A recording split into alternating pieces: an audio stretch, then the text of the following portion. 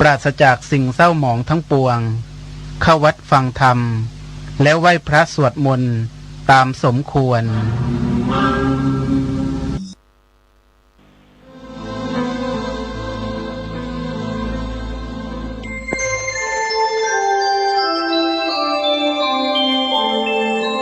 ขณะนี้ท่านกำลังฟังสถานีวิทยุกระจายเสียง FM 104.5 เมกะเฮิรตซ์จะไปท้อทำไมใครตอกย้ำจะไปช้ำทำไมใครข่มเหงจะไปสนทำไมใครนักเลงจะไปเกรงทำไมใครมองมาจะอิจฉาทำไมใครจะสุขจะไปทุกข์ทำไมใครกล่าวหาจะไปแคร์ทำไมใครนินทาจะถือสาทำไมใครปากดีคิดเสียว่ามันคือการส่งของแต่ลืมจ่าหน้าซองเสียภาษีไร้คนรับตีกลับทางไปรษณีย์คิดง่ายๆแบบนี้ดีกว่าขอถวายความนอบน้อมแด่พระรัตนตรัยมีพระพุทธเจ้าเป็นต้นขอถวายความเคารพพระมหาเถระพระเถรานุเถระเจ้าคณะพระสังฆาธิการทั่วโลกมีพระเดชพระคุณพระธรรมเสนาบดีเจ้าคณะภาค7วัดพระธาตุวสุเทพเป็นต้นและขออำนวยพรแด่ท่านผู้ฟังท่านผู้ชมสาธุชนพุทธบริษัททั้งหลายวันนี้รายการพระไตรปิฎกลอยฟ้าก็ลอยมาจากวัดดอยสะพันยูตำบลดอนเปาอำเภอแม่วางจังหวัดเชียงใหม่ล่วงหน้ามา1 วันรายการจะออกวันพรุ่งนี้สำหรับวันนี้ก็เป็นวันทำรายการล่วงหน้าผ่านทางเว็บไซต์สวัยเทพบุญเข้าสู่สถานีวิทยุ5 แห่งคือ1สถานีวิทยุพระพุทธศาสนาแห่งชาติและจริยธรรมวัดพระธาตุวสุเทพมีพ่อครูวันลบนามวงพรหมเป็นผู้อำนวยการอาจารย์พระมหาประสิทธิ์ประสาธิโกเป็นหัวหน้าสถานีและอัตมภาพพระครูปริยัติยานุศาสตร์เป็นผู้บรรยายเป็นประจำทุกวันเวลา5 ทุ่มถึงเที่ยงคืน2สถานีวิทยุวัดฝายหินสสวระบบ FM 104.50 เมกะเฮิรตซ์มีท่านพระครูสมุวิสุวัฒน์วรกิจโจเป็นผู้อำนวยการนำออกอากาศเวลา 8-9 นาฬิกาวันจันทร์ถึงวันศุกร์3สถานีวิทยุคลื่นสีขาวเพื่อชาวประชาวัดปากทางเจริญอำเภอดอยหล่อจังหวัดเชียงใหม่มีท่านพระครู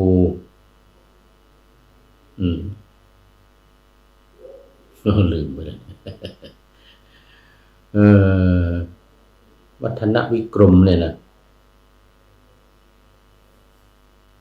ต้องขออภัยนะ มันลืม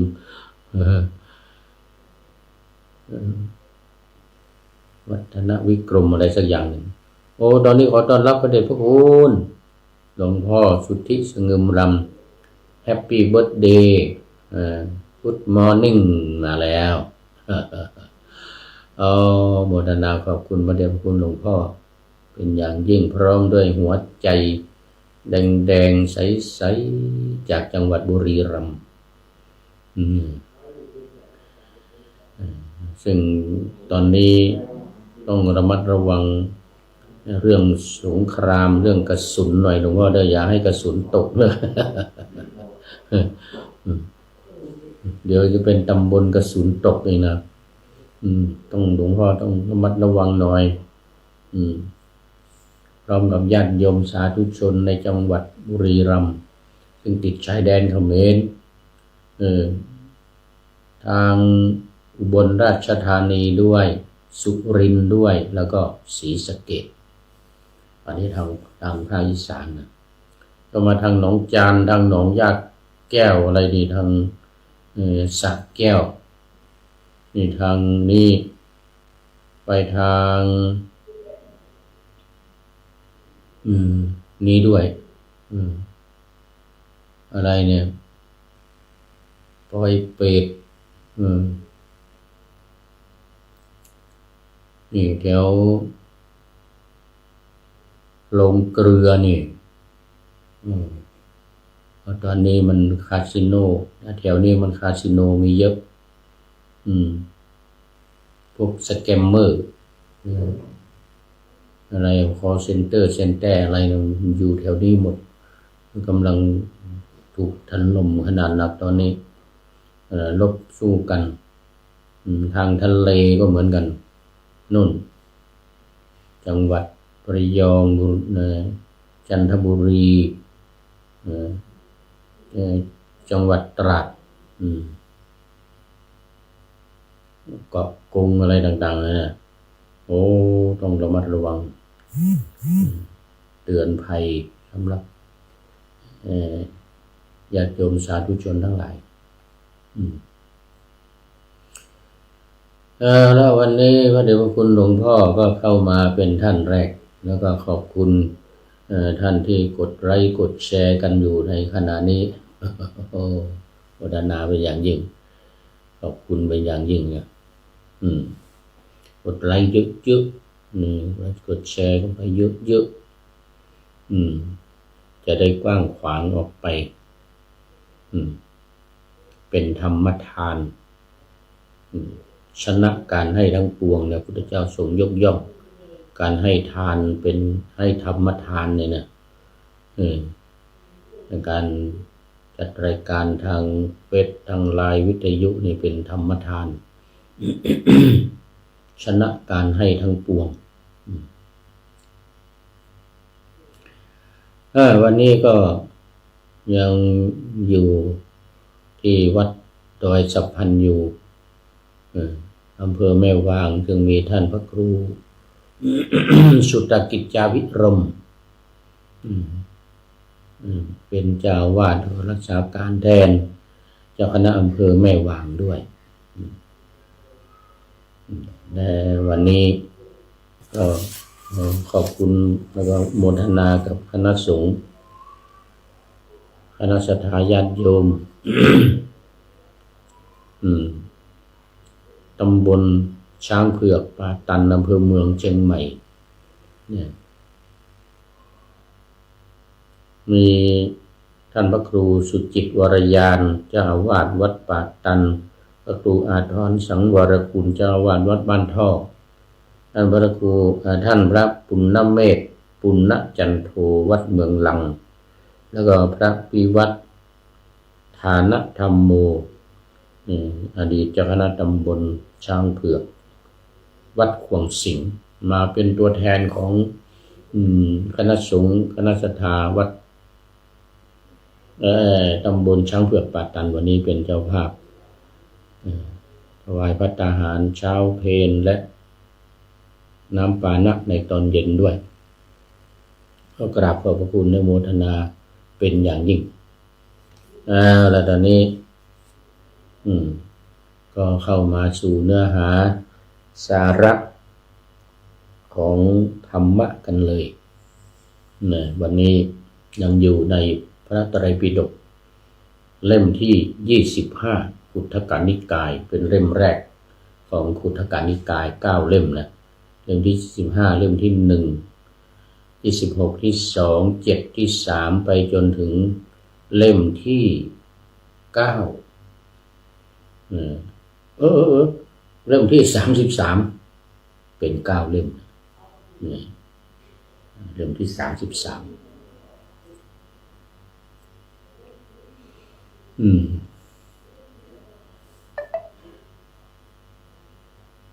อัตถกถาพระวินัย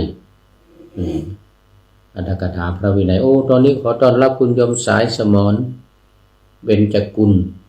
FC ตัวจริงเหมือนหลวงพ่อสุทธิสงึมรำFC ตัวจริงมาทุกรายการมาทุกครั้งที่ผู้พูดนี่ไลฟ์สดนะไลฟ์สดทาง Facebook ไลฟ์สวัยเทพบุญนี่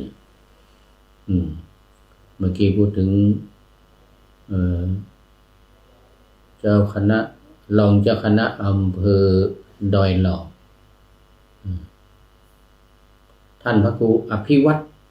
นึกขึ้นชื่อมาได้แล้วนึกชื่อขึ้นมาได้ว่าพูดกระบี่ดีละนึกชื่อขึ้นมาได้พระครูอภิวัฒนวิกรมหลวงพ่อรองเจ้าคณะอำเภอดอยหล่อจังหวัดเชียงใหม่เป็นผู้อำนวยการสถานีวิทยุนำออกวิทยุเวลา 8-9 นาฬิกาทุกวันในการพระไตรปิฎกลอยฟ้าในทุกวันเสร็จแล้วก็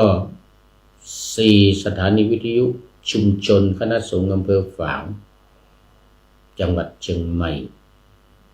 มีพระเดชพระคุณหลวงพ่อพระครูสุจิตรานุรักษ์หลวงพ่อเจ้าคณะอำเภอฝางวัดพระพุทธบาทอุดมหรือน้ำบ่อสาวาเป็นผู้อำนวยการออกอากาศเวลา 8-9 นาฬิกาเหมือนกันทุกวันเหมือนกันคุณโยมสายสมรก็ยกกระพุ่มมือมา3กระพุ่มละสาธุสาธุสาธุว่านะโอ้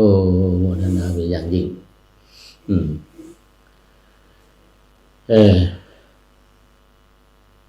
นี่นี่สาธุสาธุสาธุนะฝนฟ้าเป็นยังไงเนาะทางอุตรดิตถ์หนาวบรรยากาศอากาศหนาวมากไหมยังไงที่เชียงใหม่นี่ก็ถ้าขึ้นไปดอยอินทนนท์หรือไปดอย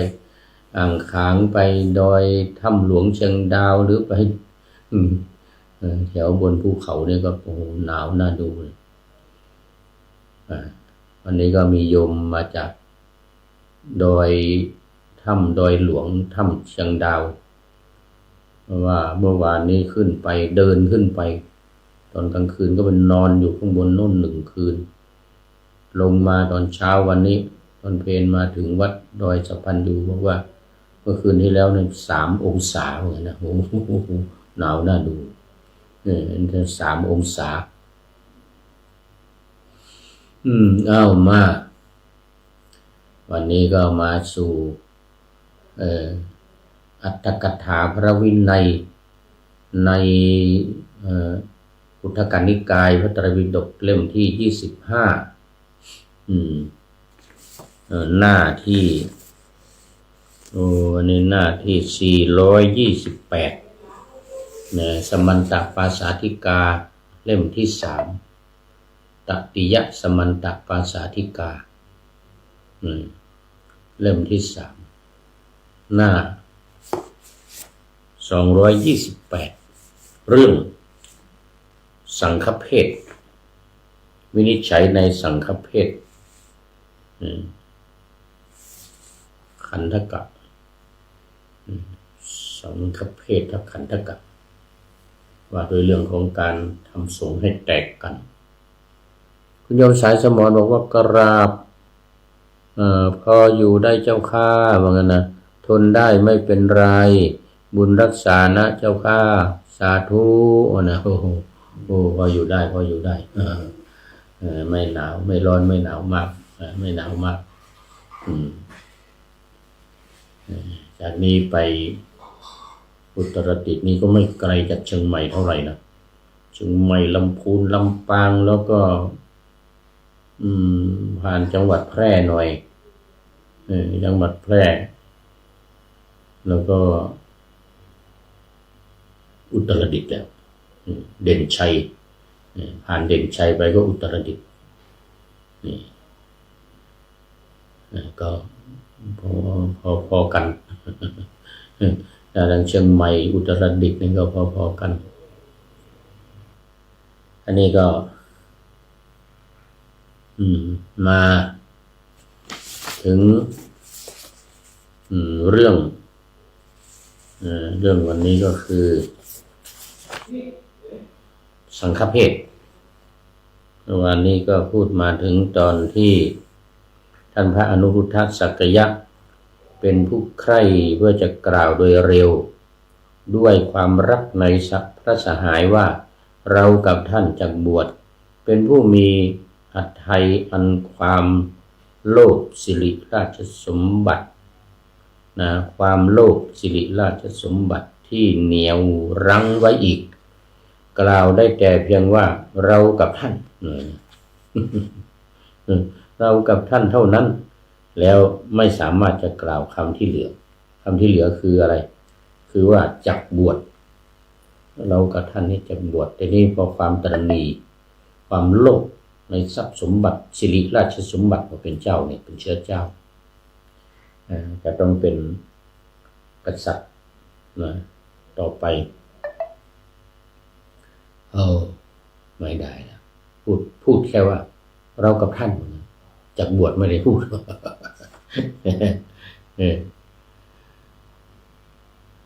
บทว่านิปปาติตามีความว่ากุมารทั้งหลายอันอุบาลีนี้ให้ออกไปแล้วอุบาลีก็เป็นลูกหนึ่งเป็นสักยะเหมือนกันพากันออกไปบวชตามพระพุทธเจ้า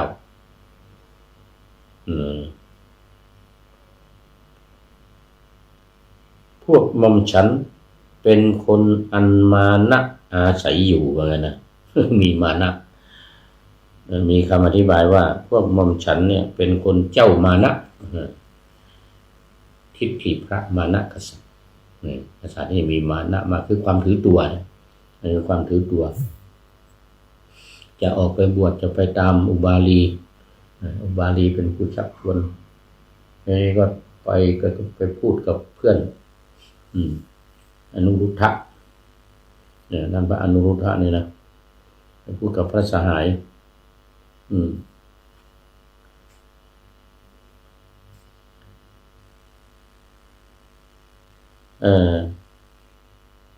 บทว่าปรัตทัตตวุตโตมีความว่าชื่อว่าผู้เป็นไปด้วยปัจจัยอันชนอื่นให้เพราะเป็นผู้ที่เลี้ยงชีพด้วยปัจจัยอันชนอื่นให้ก็หมายถึงว่าพระถ้าบวชเข้ามาแล้วก็ต้องไปบิณฑบาตอยู่ได้ด้วยปัจจัยของคนอื่นเป็นมีมานะก็ไม่อยากทำนี่มีมานะมีถือตัวเราจะไปขอกินเป็นเรื่องใหญ่นะตอนนี้ขอต้อนรับคุณโยมพระอาจารย์วิษณุนิติยานนท์สาธุครับผมก็ขอบคุณมากว่าจะไปดูโปรไฟล์ยังไม่ได้ดูยังไม่มีเวลา ขอบคุณมากท่านอาจารย์วิษณุนิติยานนท์เข้ามาแล้วพูดถึงกษัตริย์เจ้ามานะกษัตริย์รู้ว่าจะไปบิณฑบาตเราไปขอกินอาหารเอาบาตรไปบิณฑบาตได้ก็มีกินไม่ได้ก็ไม่ได้กินอย่างนี้นะความมานะในของความเป็นพระมันก็ขึ้นมาเลยทีนี้ขึ้นมานะขึ้นมาเลยกิเลสเครื่องยังจิต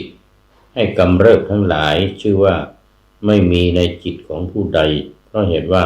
ความโกรธนั้นเป็นกิเลสอันมรรคที่สามถอนเสียแล้วมรรคที่สามนี่คืออะไรอนาคามีมรรคโสดาปัตติมรรคนี่เป็น ดาปัตติมรรคมรรคที่หนึ่งสกทาคามีมรรคมรรคที่สองอนาคามีมรรคมรรคที่สามอรหัตตมรรคนี่เป็นมรรคที่สี่มรรคสี่ผลสี่ก็ไม่มีความโกรธไม่มีจิตที่กำเริบเสพสารก็เพราะสมบัติชื่อว่าภวะหรือว่าภพวิบัติชื่อว่าวิภวะอันหนึ่งความเจริญชื่อว่าภวะความเสื่อมชื่อว่าวิภวะความเที่ยงชื่อว่าภวะความขาดศูนย์ชื่อว่าวิภวะบุญชื่อว่าภวะบาปชื่อว่าวิภวะ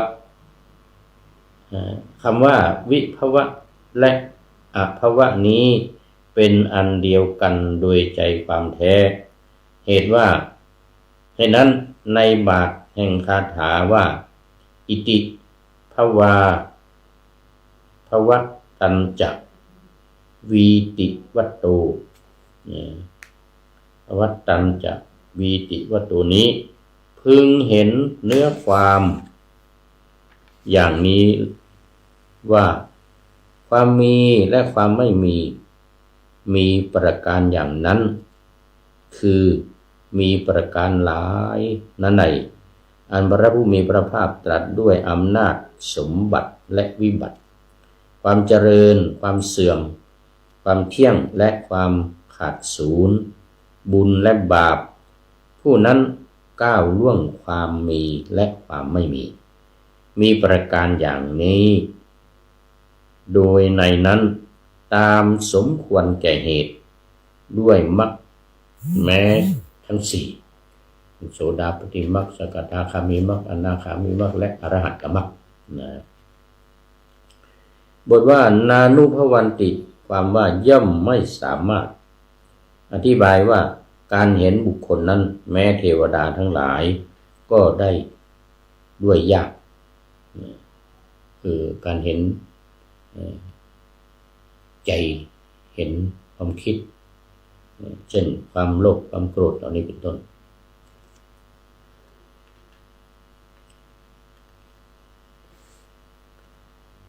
ในคำว่าเขลาสกูนี้มีความว่าเทวทัต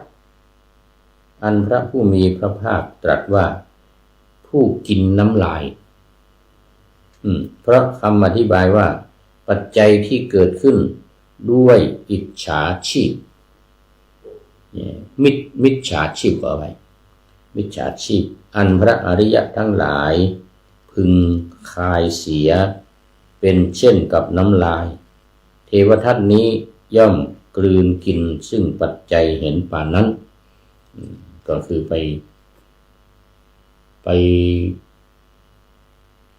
คล้ายๆเป็นลวงเข้ามาปัจจัยที่พระเทวทัตได้คือจากราชกุมาร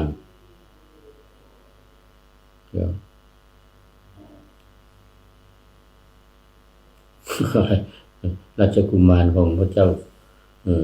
พิมพิสารนะชื่ออะไรลืมไปเลยที่พระเทวทัตไปยุยงให้ฆ่าพระราชบิดาเนี่ยลืมชื่อไปนี่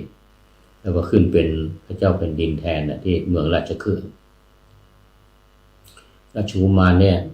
ถูกพระเทวทัตเอางูพันคอเนรมิตพระเทวทัตนี่มีฤทธิ์นะเขาเรียกว่าโลกิยะได้โลกิยะฌานได้ฌานนะเขาเหินเดินอากาศได้เอางูพันตัวเองเข้าไปหาราชกุมารเนี่ยของพระเจ้าพิมพิสารน่ะนึกชื่อยังไม่ออกเลยก็หลงไหลถวายภัตตาหารในวันละ500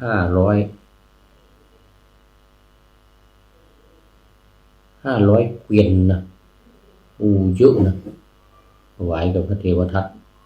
และลูกศิษย์ของพระเทวทัตเพราะว่าเริ่มใสในฤทธิ์ที่พระเทวทัตแสดงให้เห็น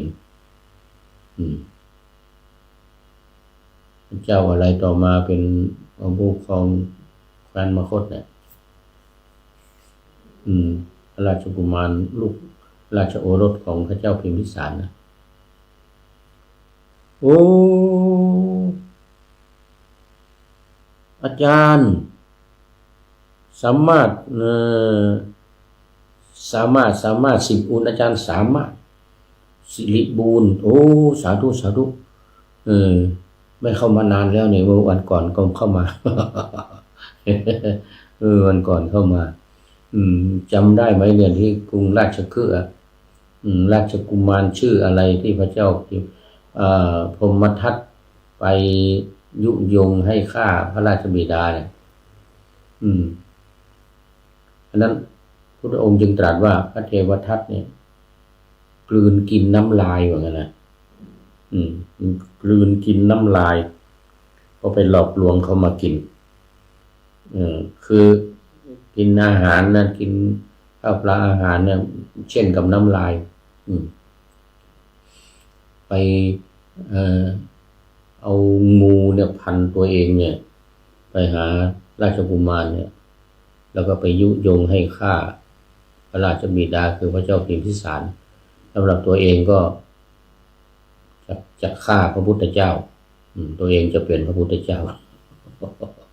ให้พระเจ้าพิมพิสารราชกุมารราชโอรสของพระเจ้าพิมพิสารเนี่ยช่วยแต่ให้ฆ่าพระราชบิดาก่อนนะพอขึ้นเป็นกษัตริย์แล้วจึงมาช่วยในการที่จะฆ่าพระพุทธเจ้านั่นจะช่วยฆ่าพระพุทธเจ้าแต่พอพระราชกุมารสำเร็จโทษปรงพระชนพระราชบิดาคือพระเจ้าพิมพิสารแล้วเนี่ยก็ส่งนายขมังธนูมาช่วยเพราะว่าพระเทวทัตไปขอให้มาฆ่าพระพุทธเจ้าแล้วตัวเองเนี่ยจะขึ้นเป็นพระพุทธเจ้าแทนพระพุทธเจ้าแล้วตอนนี้พระราชกุมารได้ขึ้นเป็นกษัตริย์ละอาชาติศัตรูโอ้นึกขึ้นมาได้แล้วอาจารย์สามารถ พระเจ้าอาชาติศัตรูอาชาติศัตรูราชกุมารเนี่ยตอนนั้นเนี่ยส่งข้าวปลาอาหารไปถวายพระเทวทัตเนี่ยนะวันหนึ่ง500 เกวียนน่ะ500 เล่มเกวียนน่ะโอ้ลาภสักการะเกิดขึ้นแต่พระเทวทัตอย่างยิ่งเลยทีเดียวพระเทวทัตนี่นะพระพุทธองค์จึงตรัสว่าเหมือนกับกลืนกินน้ำลายนะโอ้ตอนนี้ขอต้อนรับเนนน้อยสังเหลือวัดป่าแดงมหาวิหารโอ้อันนี้ก็ FC ตัวจริงเหมือนกันแต่นานมาแต่ว่าระยะหลังมานี่ก็หายไปบ้างสมัยก่อนนี่มาทุกวัดเข้ามาทุกวัน 2-3 วันมานี่ก็คงจะเหนื่อย หรือว่าหนาวมากก็ไม่รู้เนี่ยเห็นว่าเชิงดอยสุเทพวัดป่าแดงนี่หนาวมากฝากกราบนมัสการพระเดชพระคุณท่านพระครูโคสิทธิ์ปริยัติยาภรณ์ด้วยเด้อกราบไหว้สาครับหลวงปู่ครับผมนะมาแล้วได้เป็นหลวงปู่แล้ววันนี้ หนาวนิดหน่อยว่างั้นนะวัดป่าแดงหนาวนิดหน่อยหนาวไม่มากเห็นน้อยสังเหลือบอกมาแล้ว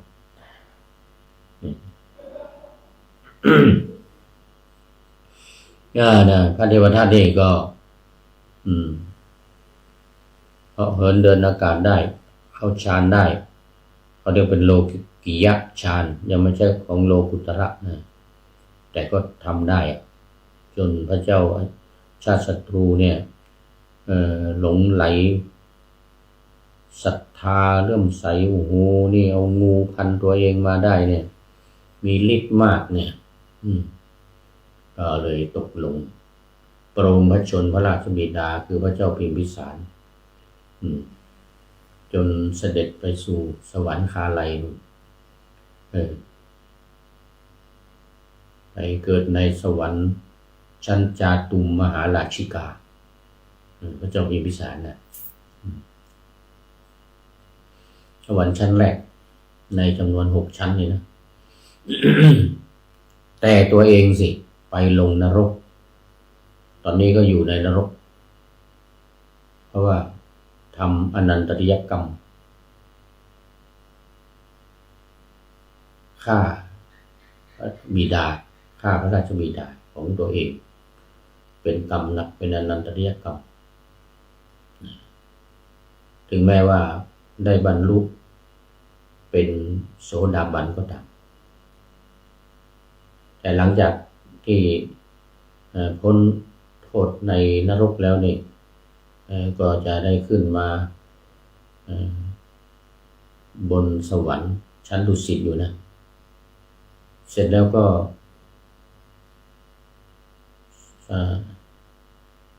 ทราบว่าจะได้เป็นพระปัจเจกพุทธเจ้าอีกเหมือนกันนะแต่ว่าต้องรออีกนานต้องรับบาปรับกรรมในนรกก่อนเหมือนกับพระเทวทัตไปเชื่อพระเทวทัตส่งนายขมังธนูปพระราชบิดาตายแล้วเนี่ยเทวทัตก็ขอความช่วยเหลือก็เป็นพระราชาแล้วเนี่ยขอความช่วยเหลือก็คือส่งนายขมังธนูไปฆ่าโรงพระชนพระพุทธเจ้านายขมังธนูไป16 คนไปทีละคนไปฟังธรรมบรรลุเป็นโสดาบันกันหมดเหลือแต่ตัวเองอยู่ที่เป็นพระราชาอยู่ไม่ได้เป็นโสดาบันรู้สึกว่าถึงพระรัตนตรัยยังไม่ได้เป็นโสดาบันพระเจ้าอาชาติศัตรูนี่แหละเป็นแค่ถึงพระรัตนตรัยสำนึกผิดไปหาพระพุทธเจ้าพุทธองค์ตรัสว่าเธอมาสายแล้วอาชาติศัตรูเธอมาสายอย่างนั้นนะมาตอนแรกๆสมัยเป็นราชกุมารก็ไม่เป็นอย่างนี้ก็เลยทนุบำรุงพระพุทธศาสนาอย่างขนาดนักหลังจากพุทธองค์บรินิพพานก็ทรงเป็นอุปถัมภกในการทำสังฆายนาครั้งที่1ที่เนี่ยนะภูเขาเวภาระบรรพตที่บนบ่อน้ำร้อนบ่อน้ำร้อนที่เชตวันนั่นแหละอุปถัมภ์การทำสังฆายนาครั้งที่1แต่ก็ต้องไปอยู่ในนรกก่อนทำอนันตริยกรรมทำกรรมหนักนู่นต้องไปอยู่ในนรก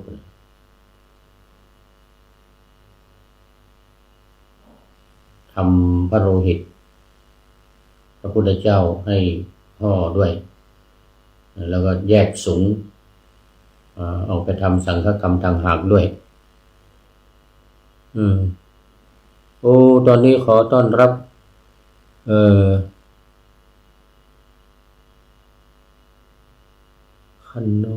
กนกวันอินทานสาธุโยมกนกวันอินทาน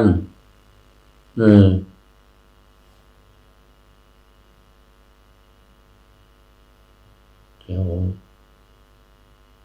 วันนั้นบอกมาทีวันนั้นทักผิดก็โยมบอกมาทีนึงแถวเบอร์มิงแฮมเดี๋ยวแถวเบอร์มิงแฮมวัดลืมชื่อไปเดี๋ยวนี้มันชักแย่นะสมองไม่ค่อยไหวนะอายุมากสมองไม่ค่อยไหวแล้วนี่70แล้วนี่วัดอะไรของท่านอาจารย์มหาเหลาของอาจารย์เหลานะเดี๋ยวก่อนวัดมหาธาตุ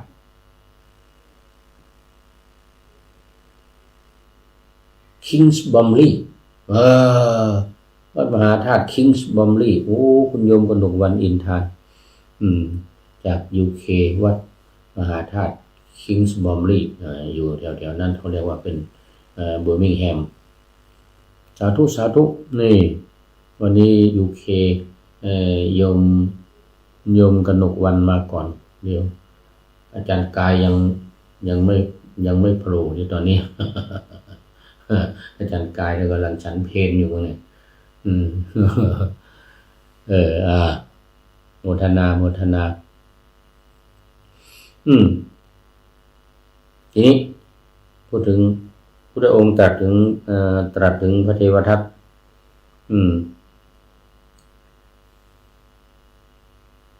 สองบทว่าปัตถัตเทนะกายเยนะมีความว่ามีกายแข็งมีกายแข็งชื่อคล้ายใบลานเทวทัตเมื่อจะยกตนเองโดยสภาพที่เป็นพระญาติของพระราชาพระราชาทรงรู้จักเราจึงกล่าวว่ามายังโขพันเนราชญาตกานามะนะเราเนี่ยนะเป็นผู้ที่เป็นญาติของพระราชาเลยทีเดียวคืออาศัยความคุ้นเคยอาศัยความที่เข้าไปพูดคุยกับราชกุมารซึ่งเป็นพระราชาแล้วตอนเนี้ยเป็นพระเจ้าอาชาติศัตรูแล้วเนี่ยยิงพยองใหญ่เรานี่เป็นญาติของพระราชานะพระราชาถวายอาหารวันละ500 เล่มเกวียนพร้อมกับลูกศิษย์เนี่ยกินไม่อดไม่อยากนี่นะยิ่งพยองมากเลยพระเทวทัตเลยยิ่งพยองมากเลยขอพระราชาส่งนายขมังธนูมา16 คนน่ะทีละคนนะส่งคนแรกมาเอาจะไปยิงพระพุทธเจ้าถือธนูไปพอเข้าไปถึงพระองค์พระพุทธองค์แล้วเนี่ยก็ถึงก็วางหมดด้วยพระเมตตาของพระพุทธองค์วางหน้าไม้ลงลูกศรอะไรลงกราบพระพุทธองค์ฟังธรรมแล้วบรรลุดวงก็ตัดอนุปปิกถานั่นแหละทานศีลสวรรค์อาทีนวะกามาทีนกเนี่ยนะโทษแห่งกามจะแล้วก็เนคขมกถาอีกแล้วก็บรรลุเป็นโสดาบันกันหมดไปทีละคนหนึ่งส่งไปก่อนแล้วก็ส่งอีกคนหนึ่งไปดักทับระหว่างทางพอกลับมาแล้วก็จะยิงปิดปากเป็นการปิดปากพอไม่มายังไงเลยตามเข้าไปไอ้คนที่ส่งไปที่หลังนี่นะที่จะไปยิงคนที่ยิงพระพุทธเจ้าเนี่ยนะนายขมังธนูอีกคนหนึ่งยิงแม่นว่างั้นนะยิงแม่นกว่าคนแรกที่เข้าไปอยู่ว่างั้นนะดักอยู่ระหว่างทางถ้าคนนี้ฆ่าพระพุทธเจ้าเสร็จแล้วเนี่ยกลับมาก็จะยิงให้เป็นการปิดปากไม่ให้ไปพูดกับใครไม่ไปบอกใครส่งมาไม่มาสักทีตามเข้าไปถึงนึกว่าจะยิงพระพุทธเจ้าไม่ยิงวางธนูลงกราบพระพุทธองค์ฟังเทศเป็นโสดาบันอีกทางสำนักพระราชวังก็เห็นว่านานแล้วนี่ยังไม่มานี่ส่งไปอีกคนหนึ่งนะส่งไปอีกคนหนึ่งเพื่อที่จะยิงคนที่ไปยิงแล้วออกมานะส่งไป16 คนเป็นโสดาบันหมดฟังธรรมพระพุทธเจ้าเป็นโสดาบันหมดปัญญาไปบอกพระเทวทัตบอกผมหมดปัญญาแล้วส่งไป16 คนก็ไปเป็นโสดาบันหมดว่างั้นนะไม่กลับมาสักคนไม่เป็นไรทำไม่ได้ก็ไม่เป็นไรขอพระทัยขอพระทัยพระองค์มาก ทำแล้วมีเจตนาทำแล้วแต่ว่าทำไม่สำเร็จก็ไม่เป็นไรเข้าอาตมาภาพจะทำเองเหมือนกันนะมันจะขนาดไหนเหรอนะพุทธเจ้าเนี่ยไปบอกให้ไปลงช้างเลยบอกให้ปล่อยช้างนาราคิรีเอายาเอาไว้เหล้ามอมช้างเลยนะไม่อดไม่กินข้าวกินแต่เหล้าเอาสุราบานในมอมช้างจนเมาช้างนาราคิรีนะโอ้โหแล้วก็เป็นช้างตกมันซะด้วยว่างั้นนะปล่อยไปถึงพระพุทธเจ้าก็หมอบลงพระพุทธเจ้ายกมือน้ำพระเมตตาหมอบลงเดี๋ยวก่อน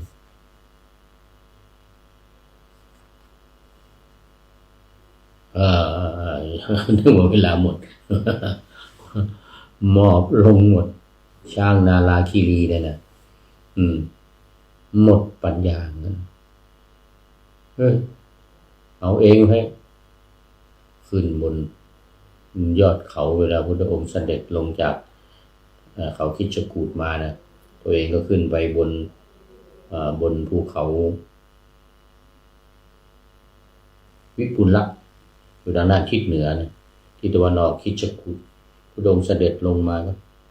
กลิ้งหินลงจากภูเขาตั้งใจจะให้ไปโปรดพระชนพระพุทธเจ้าให้หินไปทับพระพุทธเจ้าก้อนใหญ่ๆนะกลิ้งลงไปปรากฏว่ามันไม่ถูกพระพุทธเจ้า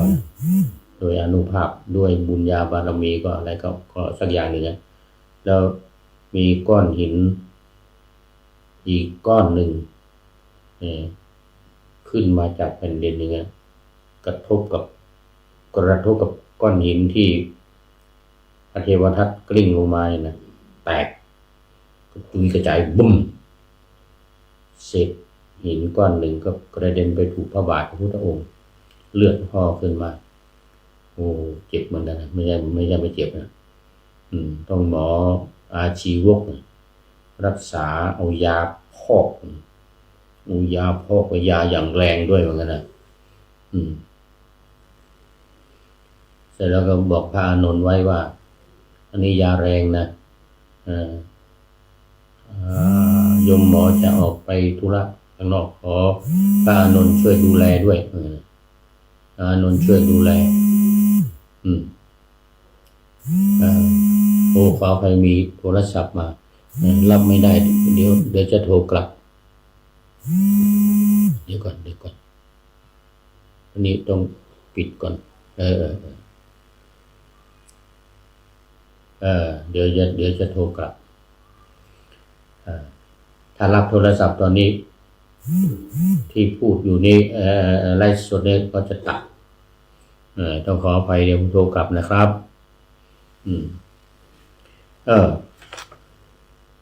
เนี่ยเป็นอนันตริยกรรมพระเทวทัตเป็นอนันตริยกรรม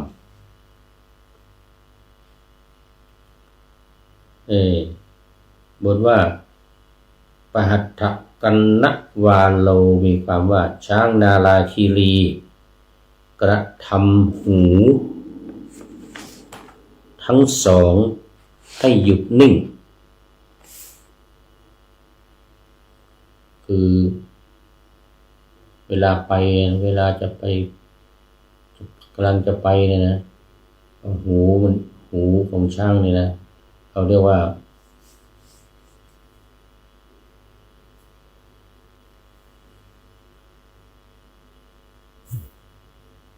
พับ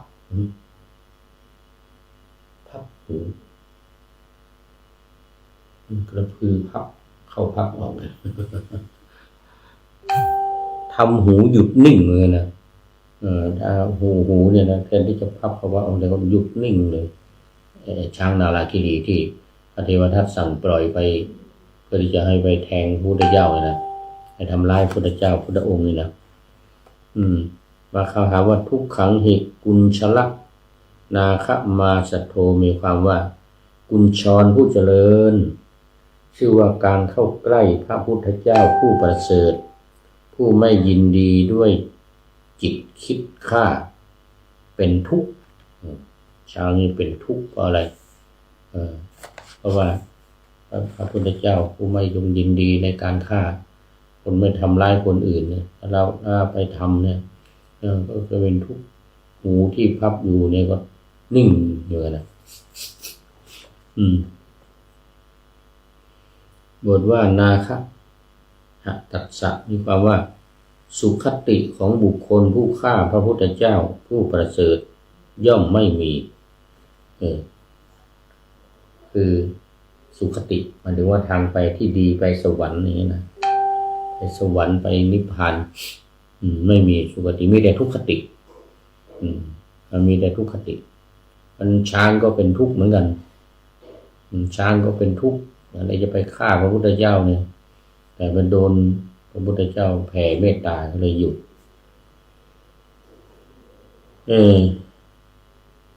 ปฏิกุติโตปฏิสักกิความว่าช้างนาราคีรีบ่ายหน้าไปหาพระตถาคตแล้วย่อลงด้วยสองเท้าหน้าเท้าหน้ายิบอลงย่อลงเท้าหน้าสองเท้าหน้าย่อลงอย่างนี้เลยหูนี่แทนที่จะกระพับกระพริบไม่มีกระพือไม่มีนิ่งเลยนะสองเท้าหน้าย่อลงลักขิโกนี้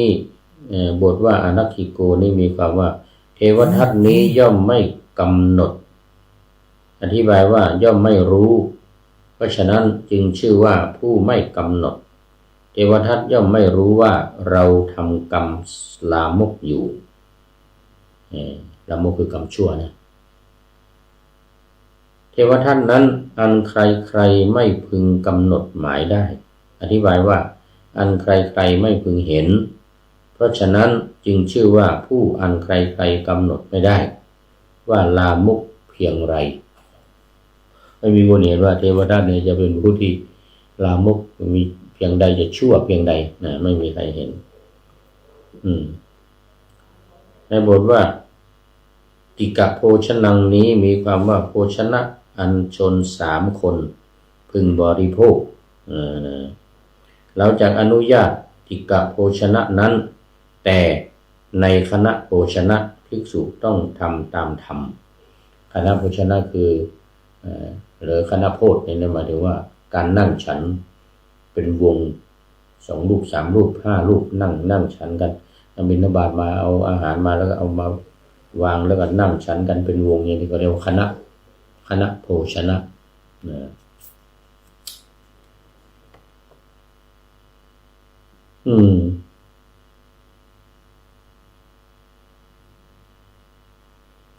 บทว่าพรหมปุญญังได้แก่บุญอันประเสริฐที่สุดกับปังสักคำหิได้แก่อายุกับ1นั่นเองได้ยินว่าเทวทัตนั้น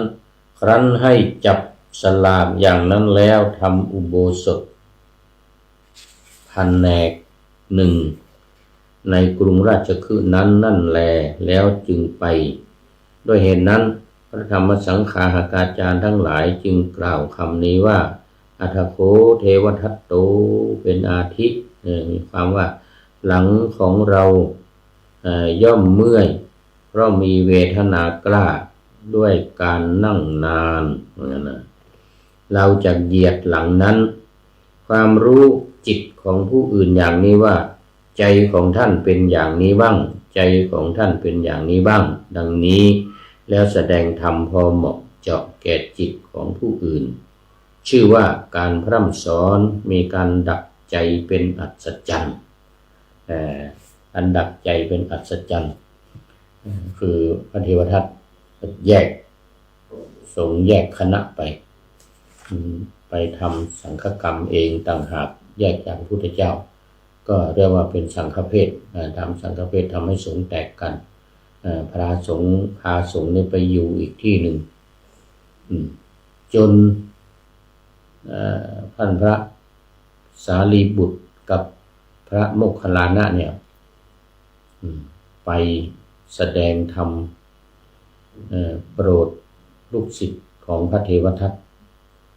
ผู้บวชใหม่ผู้ยังไม่ได้ทันศึกษาธรรมยังไม่บรรลุธรรมเพียงแต่เป็นผู้ที่สนใจในเรื่องของฤทธิ์คนที่บวชกับพระเทวทัตนี่นะเพราะว่าพระเทวทัตนี่ชอบแสดงฤทธิ์แสดงฤทธิ์เขาก็สนใจเด็กๆสนใจเอาไปบวชกันเป็นจำนวนมากแล้วก็อาหารการกินอุดมสมบูรณ์ด้วยไม่ต้องไปบิณฑบาตแต่พระราชาส่งมาถวายทุกวันพระเทวทัตนี่นะก็จึงคิดแยกเอาพระแยกไปทำสังฆกรรมแยกจากพระพุทธเจ้าแยกจากสงฆ์อันนี้เขาเรียกว่าสังฆเพศทำสังฆเพศให้ทำสงฆ์ให้แตกให้แยกจากกัน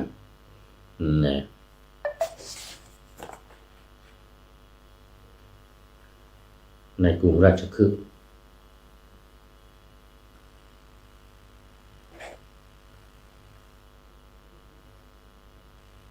พญาช้างมหาวราหัสสะมหาวราหัสสะช้างพระเทวทัตนั้นกะปันโนถึงทุกข์แล้วถึงทุกข์แล้วเมื่อทำกาลกิริยาทำกาลกิริยา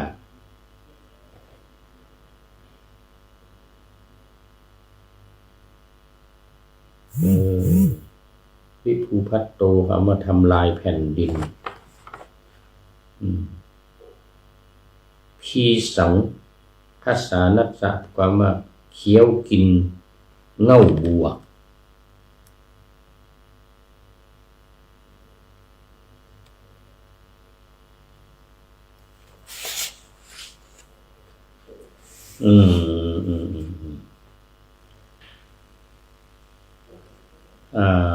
ตอนนี้ก็พูดถึงเรื่องของพญาช้างนาราคีรีที่พระเทวทัตส่งมาได้ยินว่าพญาช้างนั้นเมื่อลงสู่สัตว์บุครณีอันมีนามว่านาทีนั้นเล่นอยู่ในเวลาเย็นชื่อว่ายังราตรีทั้งปวงให้ผ่านไปคือทำความเป็นผู้ตื่นเพราะเหตุนั้นพระผู้มีพระภาคจึงตรัสว่าเล่นอยู่ในน้ำเล่นอยู่ในน้ำพญาช้าง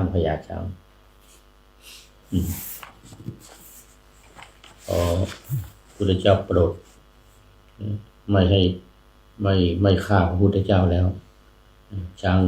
างนาราคิรีเนี่ยพญาช้างนาราคิรีเนี่ยพระพุทธเจ้าโปรดก็พ้นจาก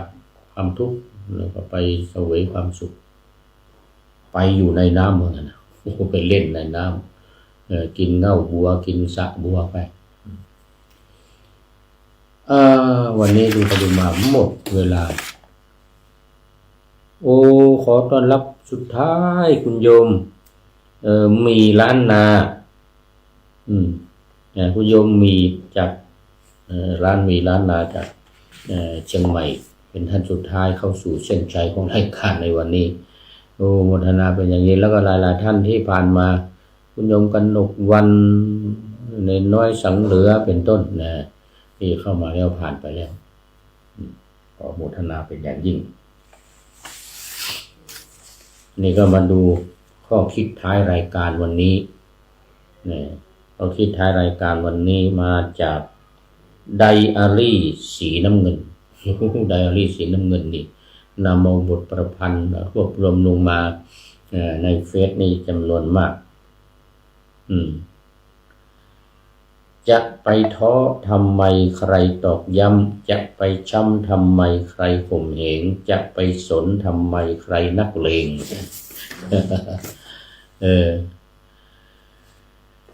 จะไปเกรงทำไมใครมองมา จะอิจฉาทำไมใครจะสุขจะไปทุกข์ทำไมใครกล่าวหาจะไปแคร์ทำไมใครนินทาจะถือสาทำไมใครปากดีปากดีให้ปากดีไป คิดเสียว่ามันคือการส่งของแต่ลืมจ่าหน้าซองเสียภาษีไร้คนรับตีกลับทางไปรษณีย์คิดง่ายๆแบบนี้ดีกว่าโอ้ละขอบคุณไดอารี่สีน้ำเงินมากให้ข้อคิดไว้ในท้ายรายการในวันนี้ขอนำพระไตรปิฎกลอยฟ้าไปจากผู้ฟังทั้งหลายในโลกล่าวันต่อไปจะได้จรย้อนกลับมาสู่สถานีใหม่ให้ท่านฟังอย่าลืมเปิดวิทยุหรือเครื่องรับโทรศัพท์โมบายคอมพิวเตอร์ผัง YouTube เฟซเพจไลน์ให้ดังๆเพื่อชมฟังรายการวันต่อไปขอทุกท่านมีความสุขทุกคืนวันนำธรรมะประกอบการงานทั้งหลายเช่นขยันทำงานทางวาจากายใจขวนขวายกิจการงานนานาบำเพ็ญสาธารณประโยชน์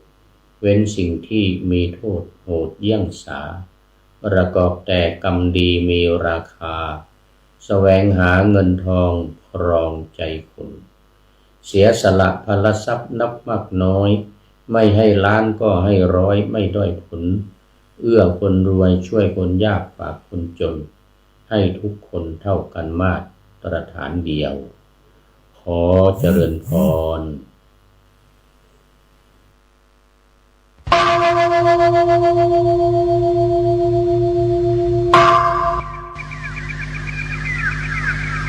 พรุ่งนี้เป็นวันพระขอเชิญลดละอบายมุขทำจิตใจให้สงบสะอาดปราศจากสิ่งเศร้าหมองทั้งปวงเข้าวัดฟังธรรมแล้วไหว้พระสวดมนต์ตามสมควร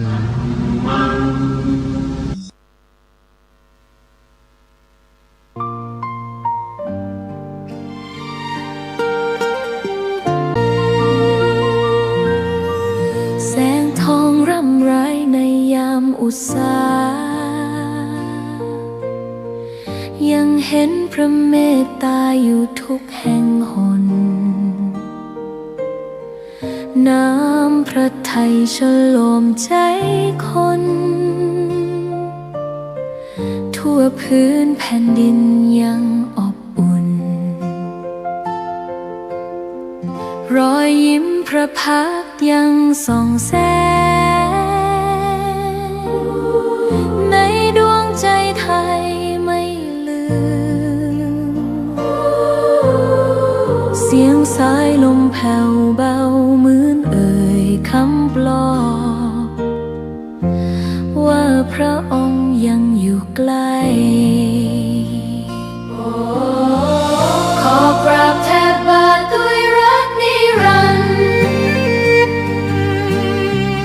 น้ำตาหลั่งพลันจากใจคนไทยแม้เสด็จสู่ฟ้าไกลแต่พระหฤทัยอยู่ในแผ่นดินนี้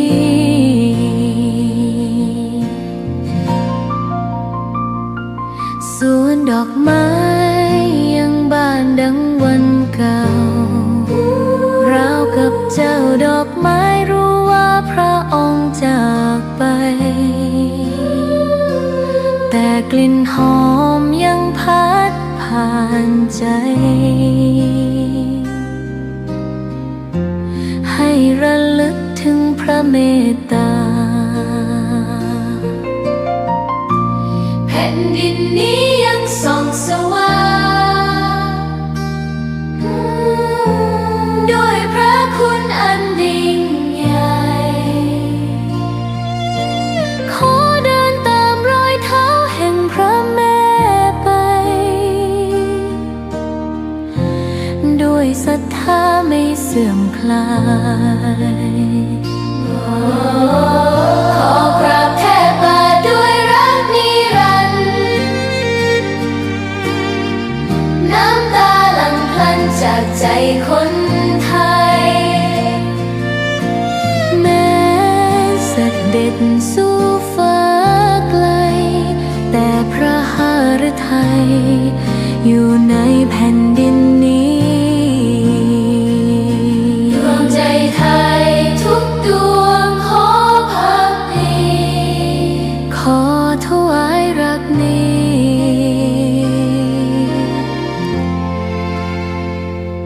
นิรันดร์แด่พระพันปีหลวง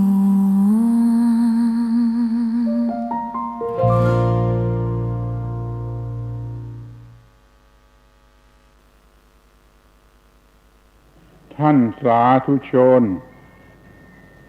ผู้มีความสนใจในธรรมทั้งหลายการบรรยายประจำวันเสาร์แห่งภาควิสาขบูชาในชุดคู่มือจำเป็นสำหรับการศึกษาและปฏิบัติเป็นตอนที่8ในวันนี้อาตมาจะได้บรรยายโดยหัวข้อว่าวิธีการใช้อานาปานสติให้เป็นประโยชน์แก่กิจการในบ้านเรือน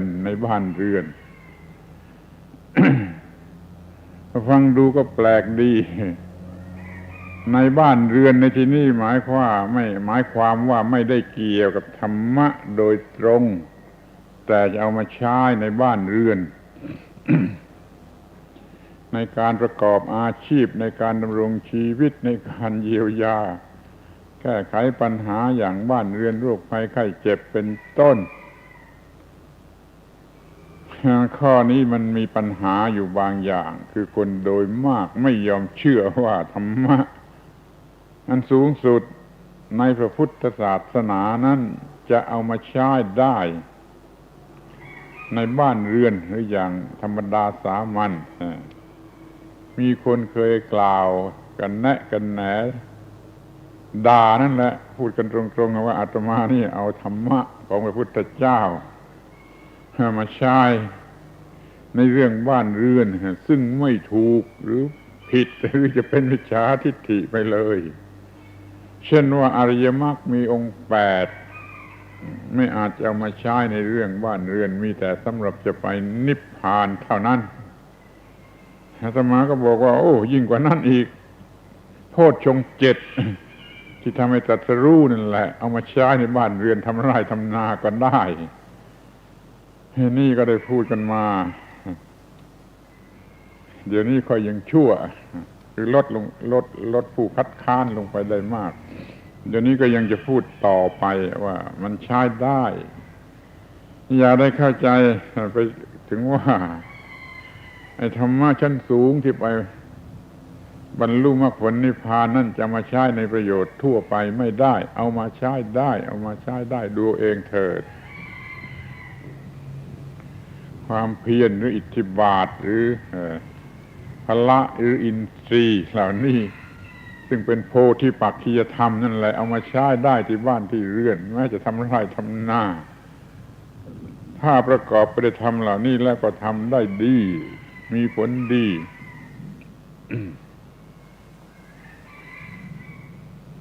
เราจะต้องรู้จักนำมาใช้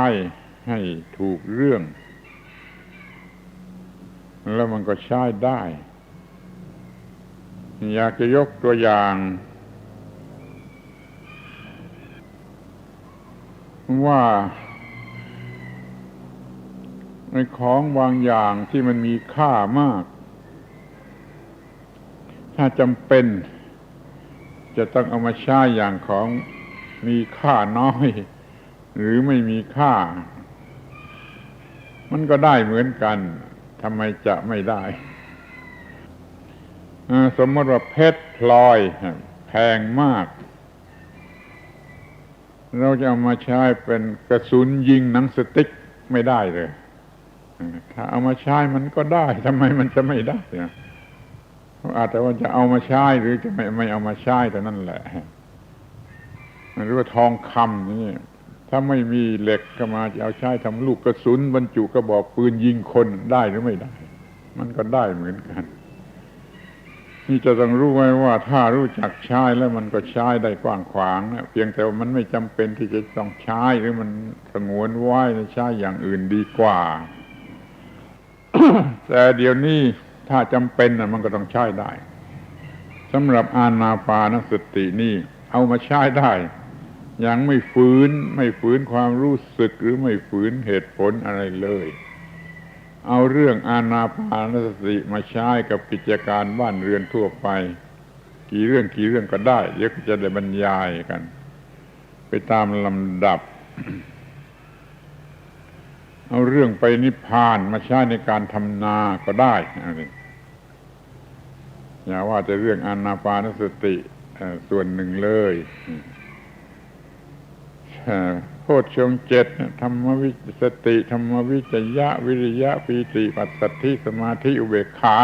7ประการนี้มาใช้เรื่องทำนาก็ได้ว่ากันย่อๆว่าสติข้อแรก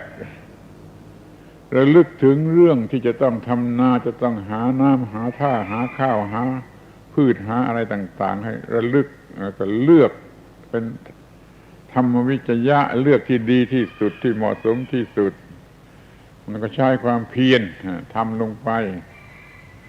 แล้วก็มีปีติสำหรับให้เกิดกำลังใจในการจะทำอย่างสนุกสนานแล้วก็มีความสงบระงับเข้ารูปเข้ารอยเป็นปัสสัทธิมีสมาธิในการกระทำถึงที่สุดแล้วก็รอว่าเมื่อไรมันจะออกเป็นรวงข้าวมานี่สติธรรมวิจยะวิริยะปีติปัสสัทธิสมาธิอุเบกขาโพชฌงค์7เอามาใช้ทำนานี่เรื่องไปนิพพานเอามาใช้ในเรื่องการทำนามันก็ได้ถ้ารู้จักใช้เดี๋ยวนี้จะพูดเฉพาะเรื่องอานาปานสติซึ่งได้บรรยายมาโดยละเอียดแล้วในการบรรยายครั้งก่อนๆว่าทำกันอย่างไรจึงจะเป็นอานาปานสติที่สมบูรณ์แล้วก็ใช้ได้สารพัดอย่างในชั้นแรกนี่เราจะต้องนึกถึงประวัติความเป็นมาของคำว่าอานาปานสตินี่กันเสียก่อนว่า มันมีมาตั้งแต่เมื่อไรในอินเดียมีระบบจัดการกับลมหายใจแบบโบราณนานที่สุดเขาเรียกกันว่าปราณายามะตัดบทเป็นปราณอายามะแปลว่าการควบคุมบังคับลมปราณคือลมหายใจตั้งแต่สมัยดึกดำบรรพ์ตั้งแต่สมัยเป็นคนป่ามนุษย์รู้จักจัดการเกี่ยวกับลมหายใจทำอย่างไรจะได้รับประโยชน์ที่สุดแล้วระบบนี้ก็ได้รับการปรับปรุงแก้ไขมาเรื่อยมาดีขึ้นกว้างขวางขึ้นละเอียดละอออกไปเป็นปราณายามะขั้นมาเป็นลัทธิธรรมะลัทธิศาสนาก็ใช้เป็นเบื้องต้นของการทำสมาธิควบคุมลมหายใจเป็นเบื้องต้นของการทำสมาธิโดยการทุกลัทธิแม้ว่ามันจะต่างกันโดยวิธีเล็กๆน้อยๆแต่ใจความมันเหมือนกันคือการควบคุมลมหายใจให้เกิดผลตามที่เราต้องการนั่นอย่าเข้าใจว่ามีแต่ในพุทธศาสนาในลัทธิโยคะโยคีลัทธิใดก็ตามเขาใช้ปราณายามะเป็นพื้นฐานเป็นหลักการพื้นฐานหรือว่าเป็นบุพภาค แห่งการกระทำนี่เรียกว่าเรื่องลมหายใจนี่รู้จักกันมาแต่ดึกดำบรรพ์ รู้จักใช้เป็นประโยชน์เท่าที่จะทำได้จนมากลายเป็นเรื่องทางธรรมทางศาสนาเป็นสมาธิที่เป็นบาดฐานของวิปัสสนาจนกระทั่งเป็นตัววิปัสสนาเสียเอง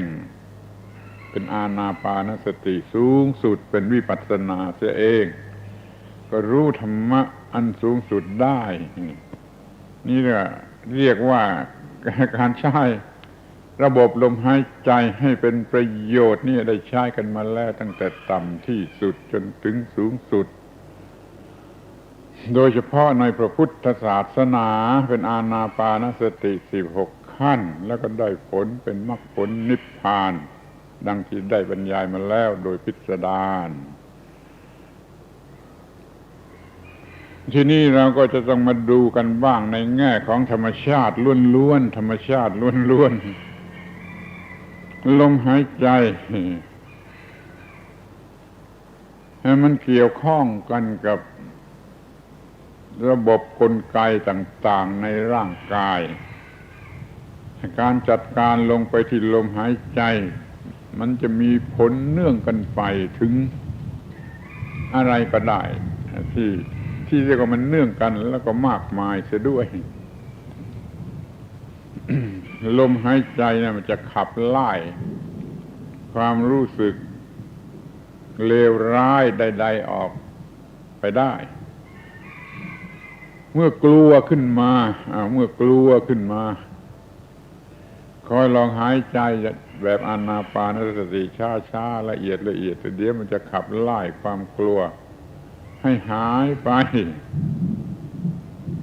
รู้ว่ามันประมาจนทำอะไรไม่ถูกก็กำหนดลมหายใจดีๆถ้าไม่ถูกต้องตามวิธีเดี๋ยวความประมาก็จะหายไปอาตมาได้เห็นเป็นครั้งแรกแล้วก็สะดุดตาแล้วก็ติดใจจำได้กระทั่งวันนี้คือนักพรตญี่ปุ่นนักบวชญี่ปุ่นคนหนึ่งเขาเชิญมาบรรยายปาฐกถาเรื่องพุทธศาสนาในประเทศญี่ปุ่นที่สามัคคยาจารย์ยุคเก่าๆนู้น แกออกมาแกขึ้นไปบนเวทีไปยืนนิ่งอยู่ที่หน้าไมโครโฟนนะนิ่งอยู่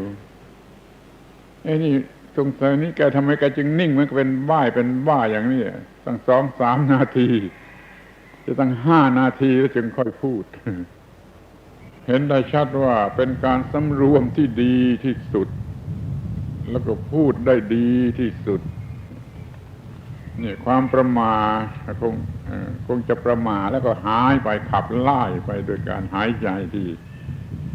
อย่างถูกต้องวิธีนี่เรียกว่าขับไล่ความประมาทธรรมชาติมันก็สร้างมาอย่างนั้น เมื่อเรารู้สึก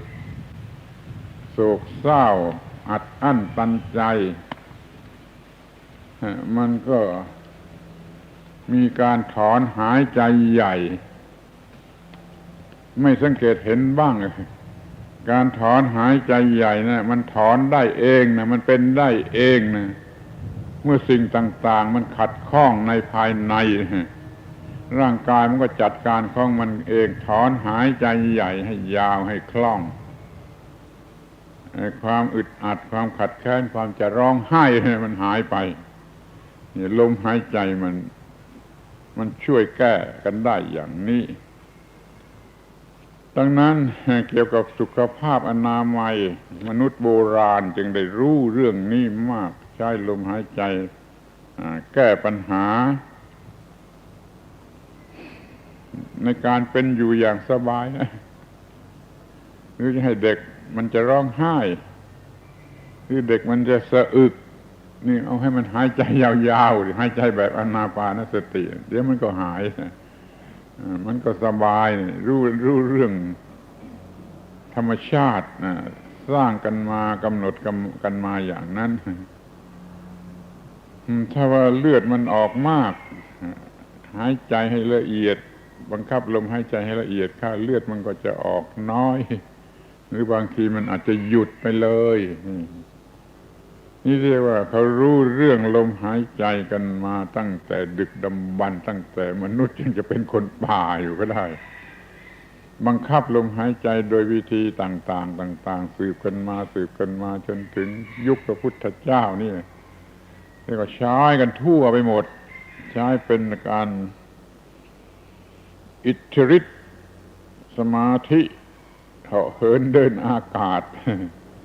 อย่างพวกยักษ์พวกมารในหนังสือเรื่องจักวงนี่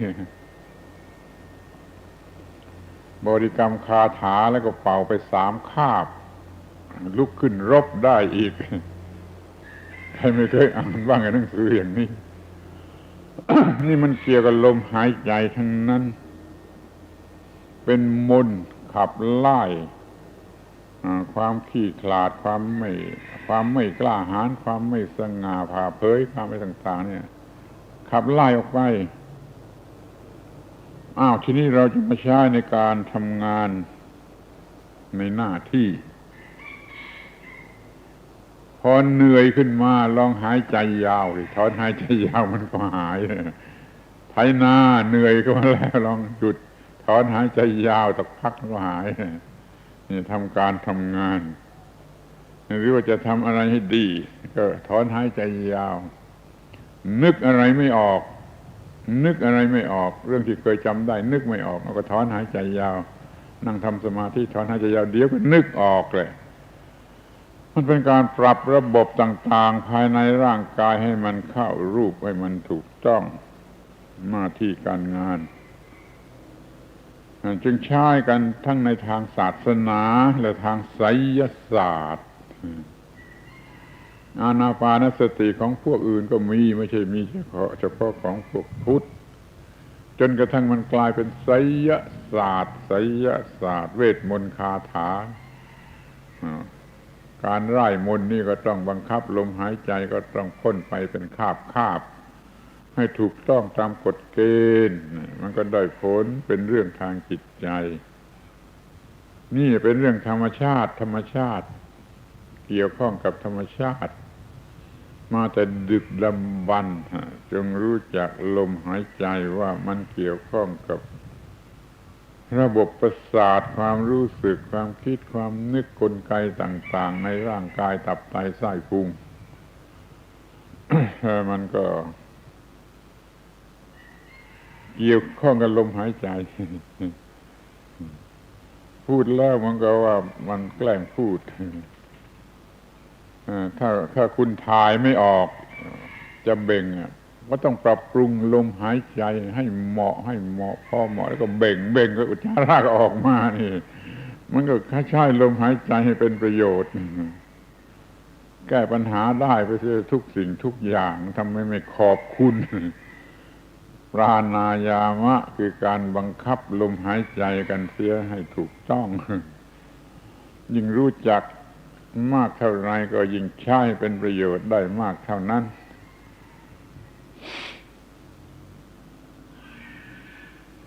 ที่เด็กๆเขาสะอื้นร้องไห้สะอื้นนั่นจำเป็นที่สุดที่จะต้องทำอย่างนั้นเพื่อขับไล่อารมณ์ร้ายขับไล่ความผิดปกติให้มันเข้ารูป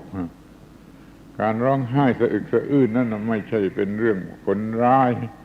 แต่เป็นเรื่องผลดี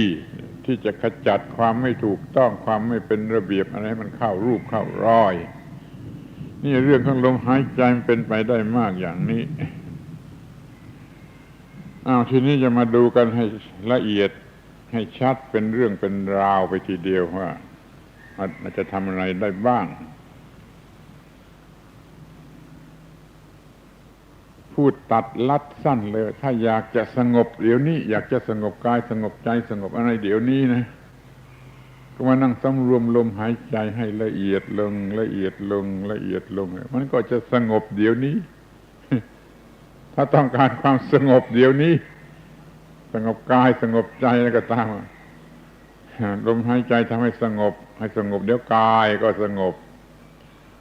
พอกายสงบจิตก็สงบ ฉันอยากจะสงบเดี๋ยวนี้ไม่ต้องไปหายาเยอะเลยมากินที่ไหนทำลมหายใจให้ละเอียดให้สงบให้ระงับเป็นลำดับลมหายใจสงบกายสงบกายสงบจิตสงบโดยอยู่ด้วยความสงบเดี๋ยวนี้มีความสงบได้เดี๋ยวนี้แต่อาศัยการกระทำทางลมหายใจทีนี้อยากจะพูดอีกสำนวนหนึ่งว่าอยากเป็นพระเดี๋ยวนี้ ฉันอยากจะเป็นพระเดี๋ยวนี้ ก็ทำลมหายใจเถอะทำลมหายใจให้สงบให้ระงับให้ยันเป็นพระแท้จริงขึ้นมาทันทีไม่ต้องบวชไม่ต้องโกนหัวไม่ต้องนุ่งผ้าเหลือง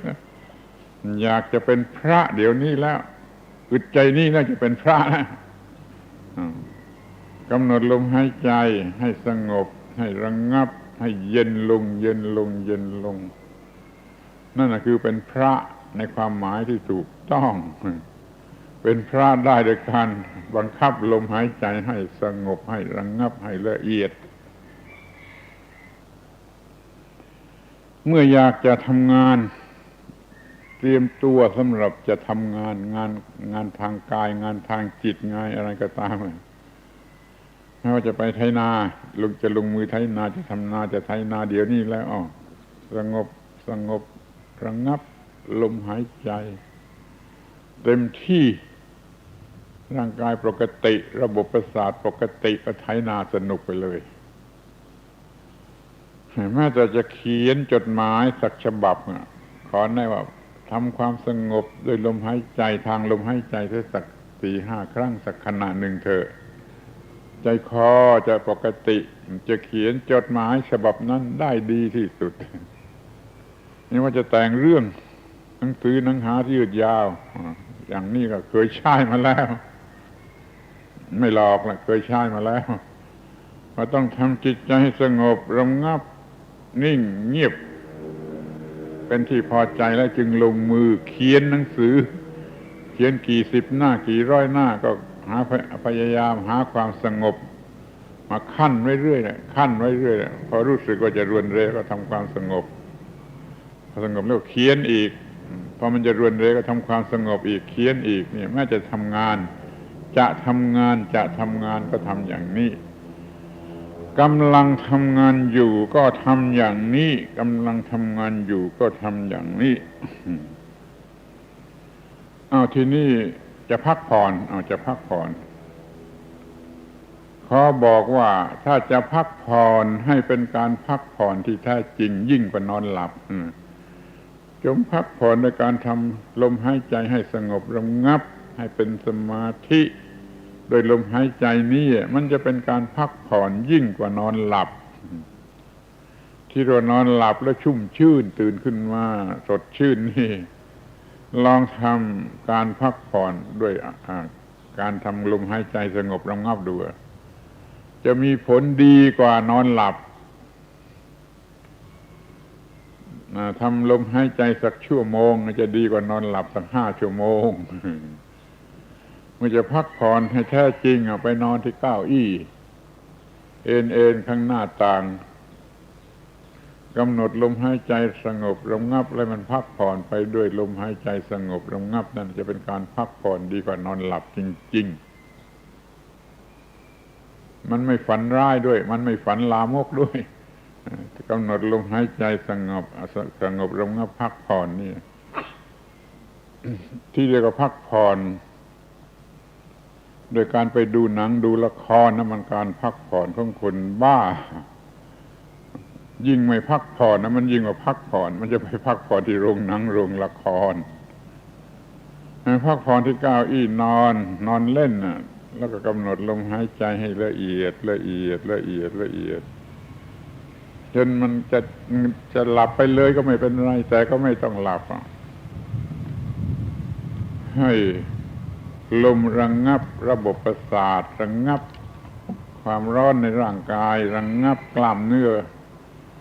เส้นเอ็นอะไรมันสงบมันระงับนี่มันเป็นพักผ่อน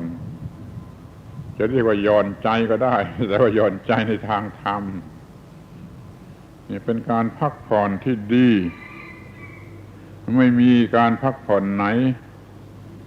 จะดีเท่า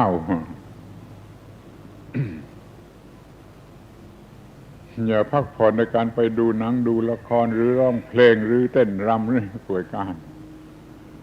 พักผ่อนโดยการทำให้ลมหายใจระงับ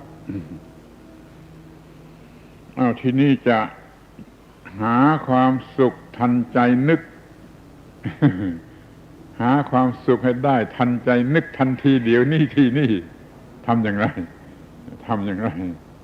จะไปหาอะไรมากินมาดื่มมาป่วยการเป็นสุขที่นี่เดี๋ยวนี้ทันใจนึกก็ทำอานาปานสติให้ลมหายใจระงับให้ร่างกายระงับประสาทระงับมีความพอใจในความระงับและจะเป็นสุขได้ในเวลา 2-3 นาทีทันใจที่นี่และเดี๋ยวนี้ขอยืนยันว่าเป็นสิ่งที่ทำได้รับประกันขอให้ไปลองดูเลยขอให้ทำให้จริงๆสักหน่อยเท่านั้นแหละจะหาความสุขที่นี่ทันทีเดี๋ยวนี้ไม่ต้องไปหายาเสพติดไม่ต้องไปหาบุหรี่ไม่ต้องไปหาอะไรที่ไหน อาศัยการทำจิตให้สงบระงับโดยทางร่างกายระงับโดยทางลมหายใจระงับลมหายใจระงับกายและระงับจิตไปถึงที่สุดเป็นสุขพอใจที่นี่และเดี๋ยวนี้นี่เรียกว่าจะมีความสุขกันที่นี่เดี๋ยวนี้ มันก็ทำได้หรือเมื่อพบโชคร้ายที่เขาเรียกกันว่าโชคร้ายความกลัดกลุ้มอะไรเข้ามาความวิตกกังวลหวาดเสียวอะไรเข้ามาได้รับข่าวร้ายได้รับโทรเลขข่าวร้ายได้รับเรื่องร้ายกล่าวกับลูกหลานหรือทรัพย์สมบัติเกียรติยศชื่อเสียงเงินทองก็เหมือนกันทำให้จิตใจปั่นป่วนเหมือนจะบ้าอยู่แล้วจงระงับมันขับไล่มันไปด้วยระบบอานาปานสติอย่างที่เคยฝึกมาแล้วอย่างที่เคยบรรยายมาแล้วความรู้สึกเลวร้ายนั่นจะหายไปจะไล่ความรู้สึกเลวร้ายเนี่ยเรียกขับผีปีศาจออกไปด้วยระบบอานาปานสตินี่เห็นไหมว่ามันเป็นเรื่องที่นำมาใช้ ในเรื่องบ้านเรือนในเรื่องเกี่ยวกับบ้านเรือนแล้วมีประโยชน์ที่นี่ก็อยากให้เป็นมากกว่านั้นให้เป็นมากกว่านั้นไปในอีกกว่านั้นมากกว่านั้นไปอีก เราอยากให้เด็กในท้องได้รับประโยชน์ถ้าแม่ของมันไม่โง่ถ้าแม่ของมันรู้จักทำอานาปานสติทำอานาปานสติบ่อยๆแต่เด็กในท้องก็จะได้รับประโยชน์จะได้รับความสุขความสบายเด็กในท้องก็จะมีสุขภาพอนามัยดีจะได้เป็นเด็กที่คลอดออกมาปลอดภัยแข็งแรงเข้มแข็งเฉลียวฉลาดถ้าแม่ผู้อุ้มท้องรู้จักทำอานาปานสติถ้าเด็กคลอดออกมาแล้วรู้จักสอนให้ทำอานาปานสติเมื่อมันพอจะฟังถูกเข้าใจได้เนี่ยเขาได้ทำอานาปานสติแต่มีประโยชน์ไม่ให้โทษเลยไม่ให้โทษอะไรเด็กจะสามารถบังคับระบบประสาทระบบไปกระทั่งระบบจิตใจเนี่ยจะเป็นเด็กที่สุภาพเยือกเย็นเรียบร้อยกว่าทีนี้พอถึงเด็กวัยรุ่นมันกำลังจะบ้าแล้วเว้ยไอ้พวกเด็กวัยรุ่นนี่มันกำลังจะบ้าจับตัวมาฝึกระบบอานาปานสติให้รู้จักบังคับความรู้สึกขับไล่ความรู้สึกที่ไม่พึงปรารถนาออกไปสร้างสรรค์ความรู้สึกที่ควรจะมีถ้าเด็กวัยรุ่นทำได้อย่างนี้นะมันไม่ต้องไปดิสโกเทกให้พ่อแม่น้ำตาไหลเหมือนที่เป็นอยู่มันจะไม่ทำอะไรพ่อแม่น้ำตาตกเหมือนเด็กชนิดที่มันไม่รู้จักบังคับจิตเด็กวัยรุ่นที่รู้จักบังคับจิตนี่จะช่วย พ่อแม่ได้มากช่วยทางเศรษฐกิจได้มากช่วยตัวเองได้มากช่วยอะไรได้มากทุกอย่างเลยเขาให้สอนให้มันทำอานาปานสติให้สำเร็จให้มากที่สุดเท่าที่จะมากได้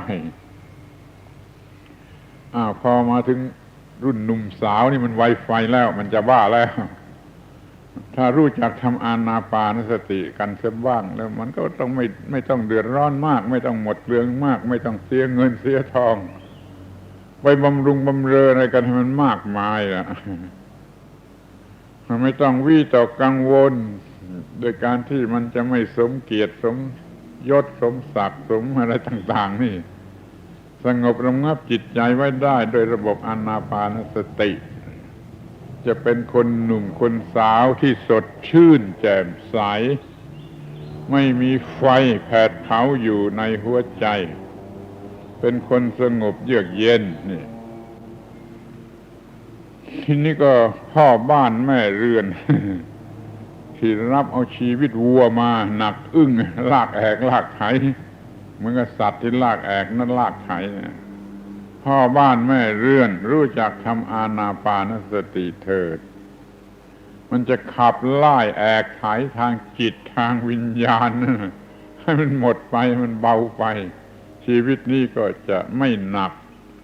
ไม่เต็มไปด้วยความรู้สึกตึงเครียดกดทับหนักหน่วงเหมือนที่เขาเป็นกันคนสูงอายุ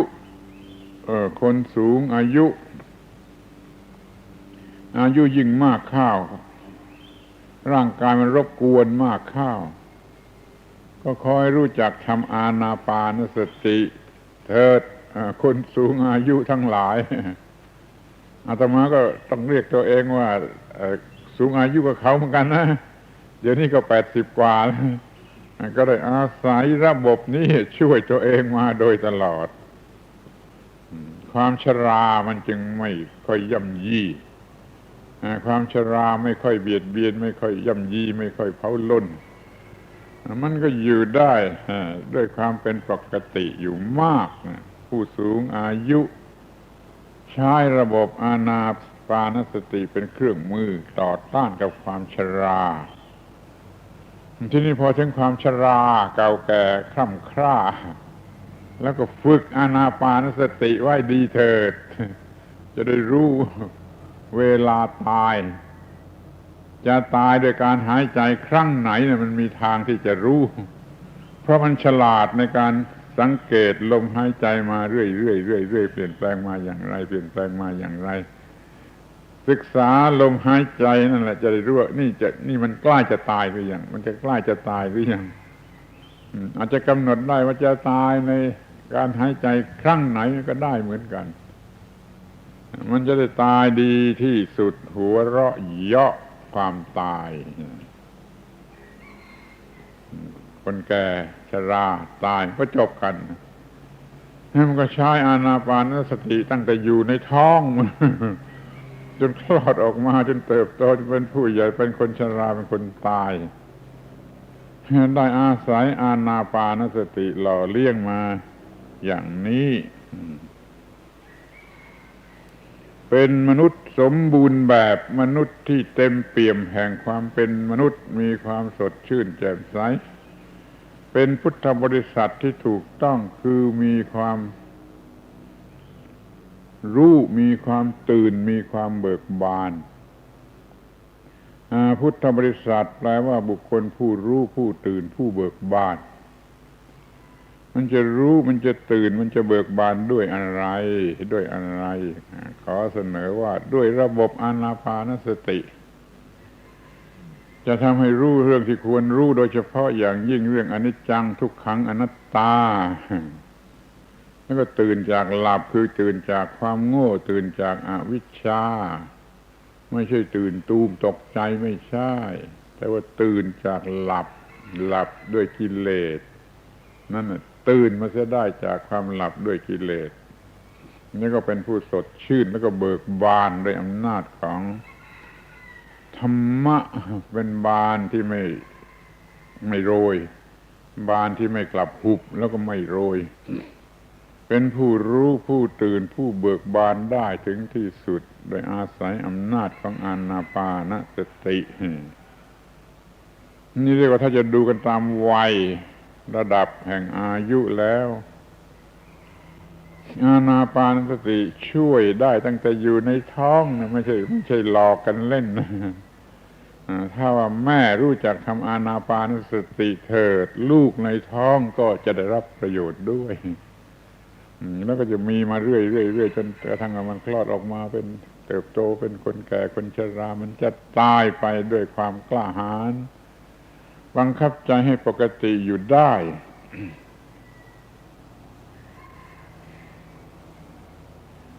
ทีนี้อยากจะพูดอีกสักนิดต่อไปอีกว่า ระบบการงานที่มีอยู่ต่างๆกัน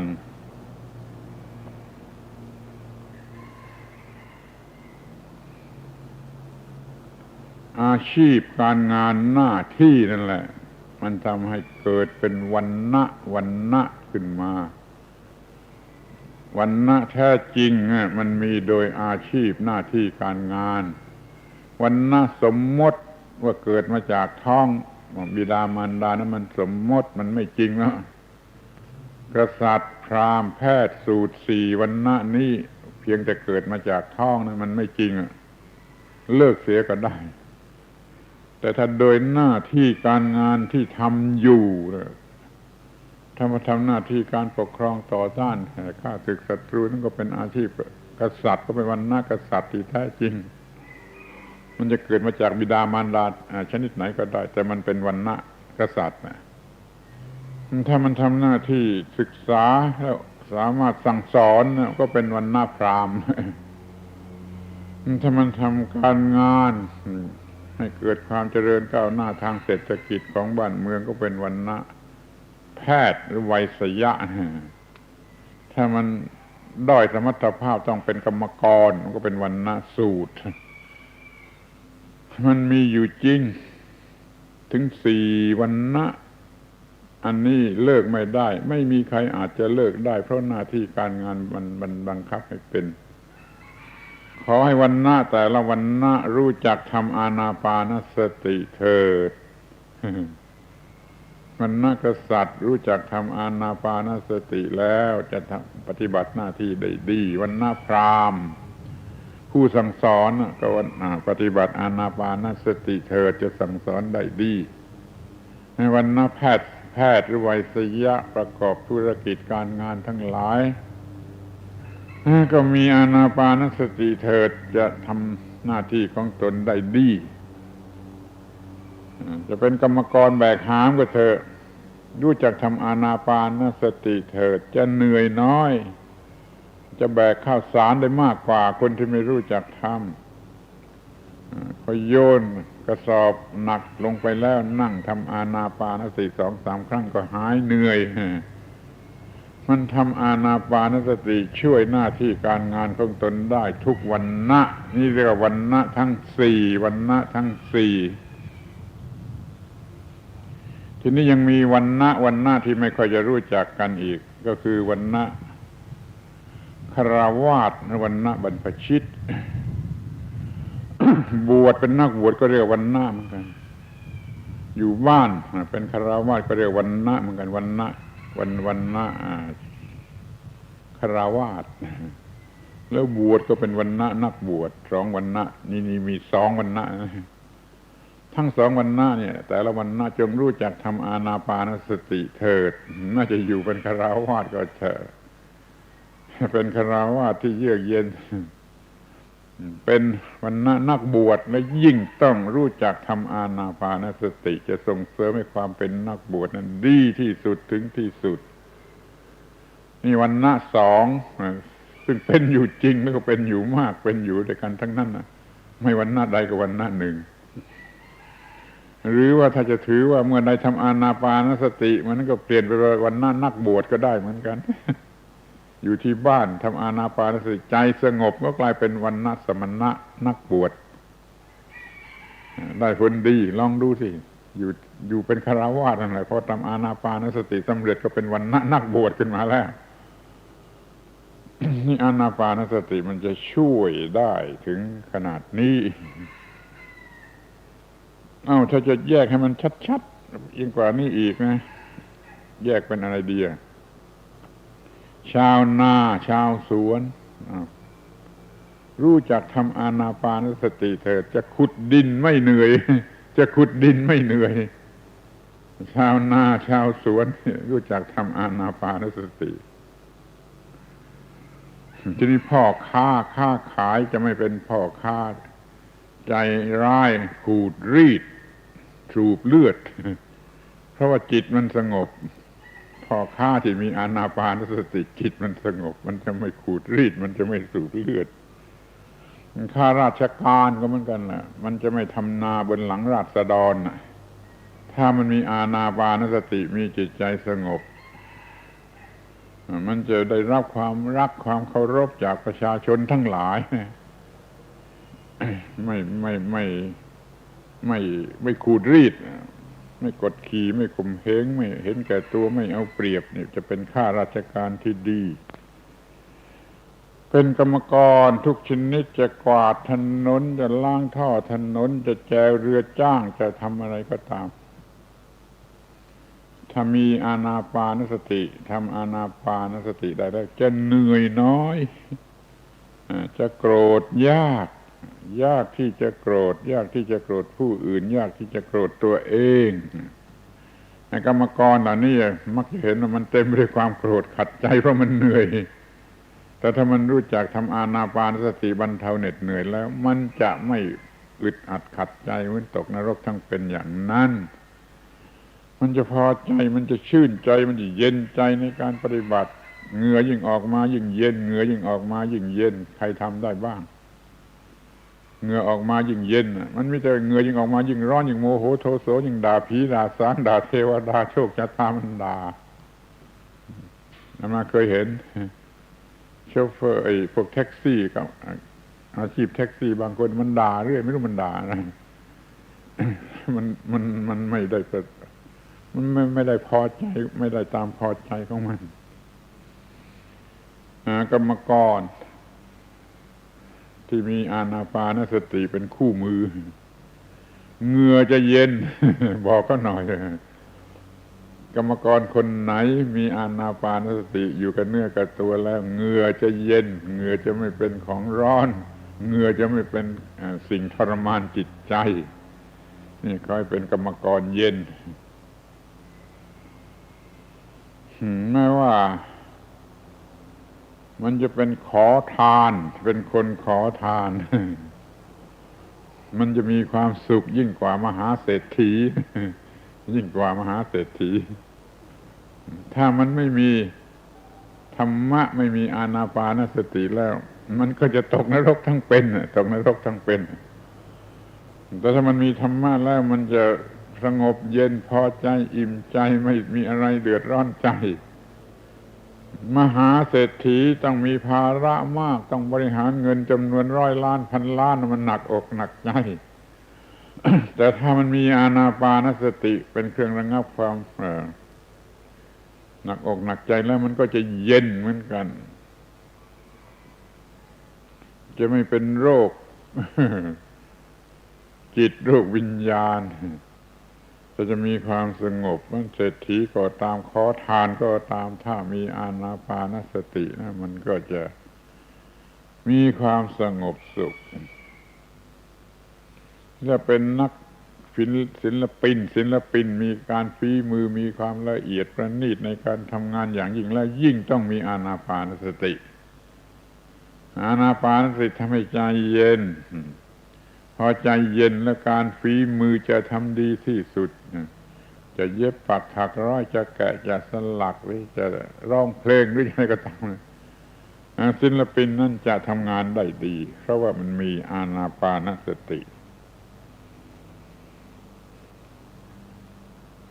เห็นจะพอแล้วมั่งที่ว่าเอาอานาปานสติมาใช้นอกวัดนะเอามาใช้ในกิจการบ้านเรือนคอยลองคิดดู เท่าที่กล่าวมาแล้วนี่มันแก้ปัญหาได้มากมายมหาศาล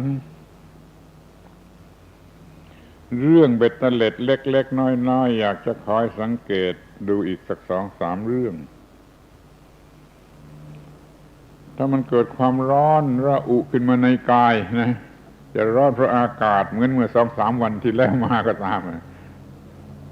ทำอานาปานสติขับไล่ความร้อนนั้นดีกว่าพัดลมซะอีกแต่ว่าไม่มีใครเชื่อแน่ไม่มีใครเชื่อทำอานาปานสติขับไล่ความร้อนในอากาศที่มันทำให้ร้อนรุ่มไปหมดไม่เชื่อก็ลองดูถ้าทำอานาปานสติสำเร็จความร้อนไม่รู้หนีไปไหนหมดไม่มีความร้อนทางภายนอกร้อนทางอากาศนั่นที่มันจะร้อนเพราะความเจ็บไข้ร้อนความไข้ก็เหมือนกันแหละคนไข้จะทำอานาปานสติได้ตัวจะร้อนน้อยกว่าที่ทำไม่เป็นจะร้อนด้วยกิเลสก็เหมือนกันนะถ้าทำอานาปานสติได้มันร้อนน้อยลงไปมากกิเลสมันไม่ค่อยจะข่มขีอะไรได้นักอานาปานสติจะระงับความร้อน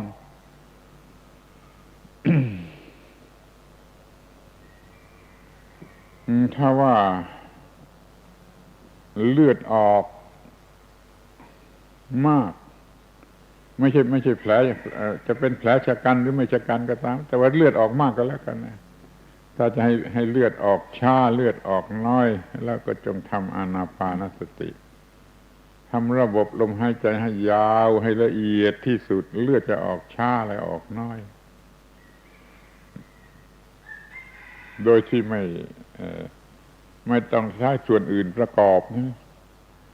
ถ้ามันไม่มีอะไรจะประกอบจะมาใช้มานั่นแล้วก็ขอให้ใช้ประทังการไหลออกของโลหิตไว้ด้วยอานาปานสติและจะใช้เครื่องมืออย่างอื่นด้วยก็ตามใจ เครื่องมือนี่ใช้ได้ทันทีมีอยู่กับเนื้อกับตัวไปเป็นที่ไหนเมื่อไรก็สามารถจะใช้ได้ส่วนยูกยาเครื่องมือแพทย์นั้นมันหาได้ในที่บางแห่งเท่านั้นถ้ามันหาไม่ได้ก็ใช้เครื่องมือนี่ของธรรมชาตินี่อานาปานสติลมหายใจอันละเอียดอ่อนนี่จะบรรเทาการไหลออกของเลือดแม้แต่ความดันโลหิตสูงนี่อาตมาก็เชื่อว่ามันช่วยได้เท่าที่เคยผ่านมารู้สึกว่ามันช่วยได้แต่ไม่มีอะไรพิสูจน์เพียงแต่เชื่อว่ามันช่วยได้ในการที่ลดความดันของโลหิตกันบ้างโดยอานาปานสตินี่เอาละเป็นอันว่าอานาปานสติภาวนาที่มีไหว้สำหรับบรรลุมรรคผลนิพพานขอยืมมาใช้ที่บ้านที่เรือนล่วงหน้าซะก่อนให้พร้อมให้เตรียมพร้อมที่จะไปใช้เพื่อมรรคผลนิพพานยิ่งขึ้นไปขอให้สนใจอานาปานสติที่บรรยายมาแล้วไม่รู้จักกี่ครั้งในการบรรยายชุดนี้ก็ได้บรรยายกันอย่างละเอียดมาครบถ้วนแล้วทั้ง4จตุกะอาทิตย์ที่แล้วมาก็บรรยายจตุกะที่4ธรรมานุปัสสนาสติปัฏฐานวันนี้ก็อธิบายบรรยายพิเศษที่จะไปใช้นอกระบบนอกคัมภีร์นอกพระไตรปิฎกจะเรียกว่าเอาเองก็ได้ แต่มันเป็นการว่าเอาเองที่มีเหตุผลที่พร้อมที่จะพิสูจน์ที่ใครๆจะพิสูจน์ได้ทุกเมื่อขอไปลองดู ใช้ระบบอานาปานสติแก้ปัญหาแม้แต่ทางวัตถุทางร่างกายหิวข้าวขึ้นมาอย่าไปด่าใครเลยทำอานาปานสติเถิดความหิวข้าวมันจะลดไม่ต้องไปด่าใครอย่างน้อยที่สุดเป็นอย่างนี้เขาหาข้าวไม่กินไม่ทันหุงข้าวไม่ทันก็ไม่ต้องด่ากินอานาปานสติไปพลางมันก็หาหิวข้าวเดี๋ยวข้าวสุกก็กินกันแล้วกันนี่มันถึงขนาดนี้ขอให้รู้จักเอาไปใช้เป็นประโยชน์ด้วยกันทุกคน วันนี้ไม่พูดเรื่องอะไรพูดนอกเรื่องอานาปานสติที่นำไปใช้นอกเรื่องจากที่กล่าวไว้ในคัมภีร์แต่มันไม่นอกเรื่องตามที่ธรรมชาติมันมีไว้มันมีให้มันมีอยู่แล้วไม่นอกธรรมชาติไม่ผิดธรรมชาติแม้ว่าจะนอกพระคัมภีร์ซึ่งในพระคัมภีร์ไม่ได้กล่าวไว้แต่มาเอามากล่าวให้ฟังว่ามันเป็นไปได้ถึงอย่างนั้นขอท่านทั้งหลายอย่าได้เห็นว่าเป็นเรื่องเล็กน้อยเลยอย่าได้เห็นว่าเป็นเรื่องเล็กน้อยเลยเป็นเรื่องที่ว่าถ้าสามารถกอบโกยมาได้ก็เป็นประโยชน์อันมหาศาลไม่ต้องลงทุนสักสตางค์หนึ่งก็ได้แต่ก็ได้ประโยชน์มหาศาลแรงก็ชักจะไม่มีวันนี้ฝนก็คุกคามแล้วขอยุติการบรรยายกันเพียงเท่านี้เปิดโอกาสให้พระคุณเจ้าสวดบทพระธรรมกันนะสาธยายส่งเสริมกำลังใจของท่านทั้งหลายให้ก้าวหน้าเจริญงอกงามสืบต่อไปในพระศาสนาในการระบัดนี้เถิด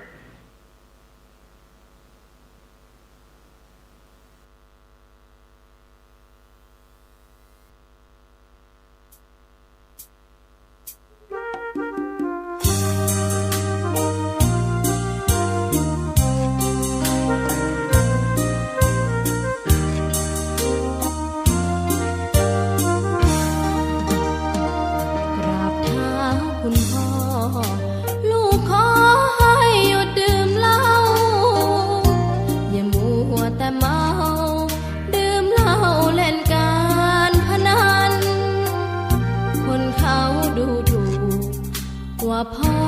ขี้เกียจทำงานชาวบ้านรังเกียจเดียดฉันต่างประจานคุณพ่อสิ้นดีสงสารคุณแม่ลำบากแท้หาเงินมาให้ได้มาเท่าใดพ่อใช้จนหมดไม่มีขัดสนจนยากลำบากคนแค้นเต็มทีอนาคตของลูกริบหรี่ความหวังที่มีมืดมนพ่อดื่มสุราเหมือนกินน้ำตาของแม่พ่อจะฐานะเราแย่หากไม่แก้ความจนแม่เตือนพ่อด่าตบตีแม่จนชอกช้ำระกำมองมนซ้ำถูกคนเขานินทากราบเท้าคุณพ่อลูกขอให้หยุดดื่มเหล้าหากมัวแต่เมาคนเขาย้ำหมิ่นเรื่อยมากลับตัวเสียใหม่กลับใจมาพัฒนาพ่อจะมีคุณค่าเลิกดื่มสุราเลิกการพนัน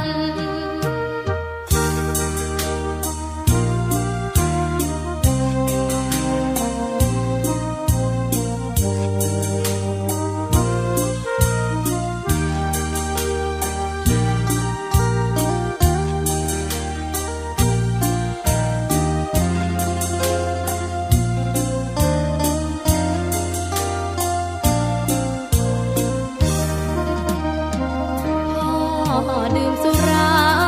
เหมือนกินน้ำตาของแม่พ่อจะฐานะเราแย่หากไม่แก้ความจนแม่เตือนพ่อด่าตบตีแม่เสียจนชอกช้ำระกำมองมนซ้ำถูกคนเขานินทากราบเท้าคุณพ่อลูกขอให้หยุดดื่มเหล้าหากมัวแต่เมาคนเขา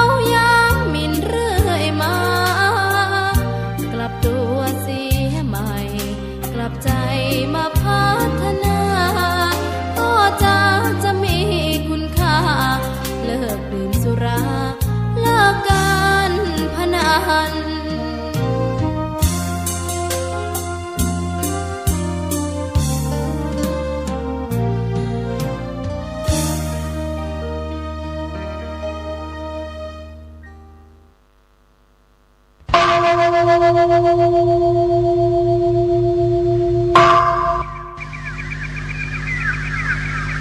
ุ่งนี้เป็นวันพระขอเชิญลดละอบายมุขทำจิตใจให้สงบสะอาดปราศจากสิ่งเศร้าหมองทั้งปวงเข้าวัดฟังธรรมแล้วไหว้พระสวดมนต์ตามสมควร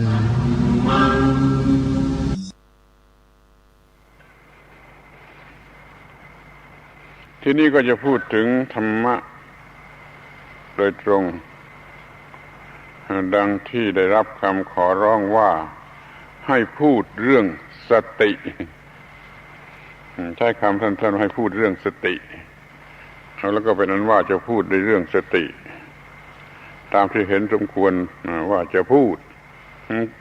ที่จริงคำว่าสติคำเดียวมันพอถ้าเรารู้และมีสติเท่านั้นแหละมันพอดับทุกข์ได้จริงแต่ว่าเรามันมีสติกันแต่ปากมันทำสติกันแต่ตามธรรมเนียมตามพิธีรีตอง มันไม่รู้จักตัวสติทั้งที่ว่าไอ้สตินั่นเป็นสิ่งที่มีอยู่แล้วในเรา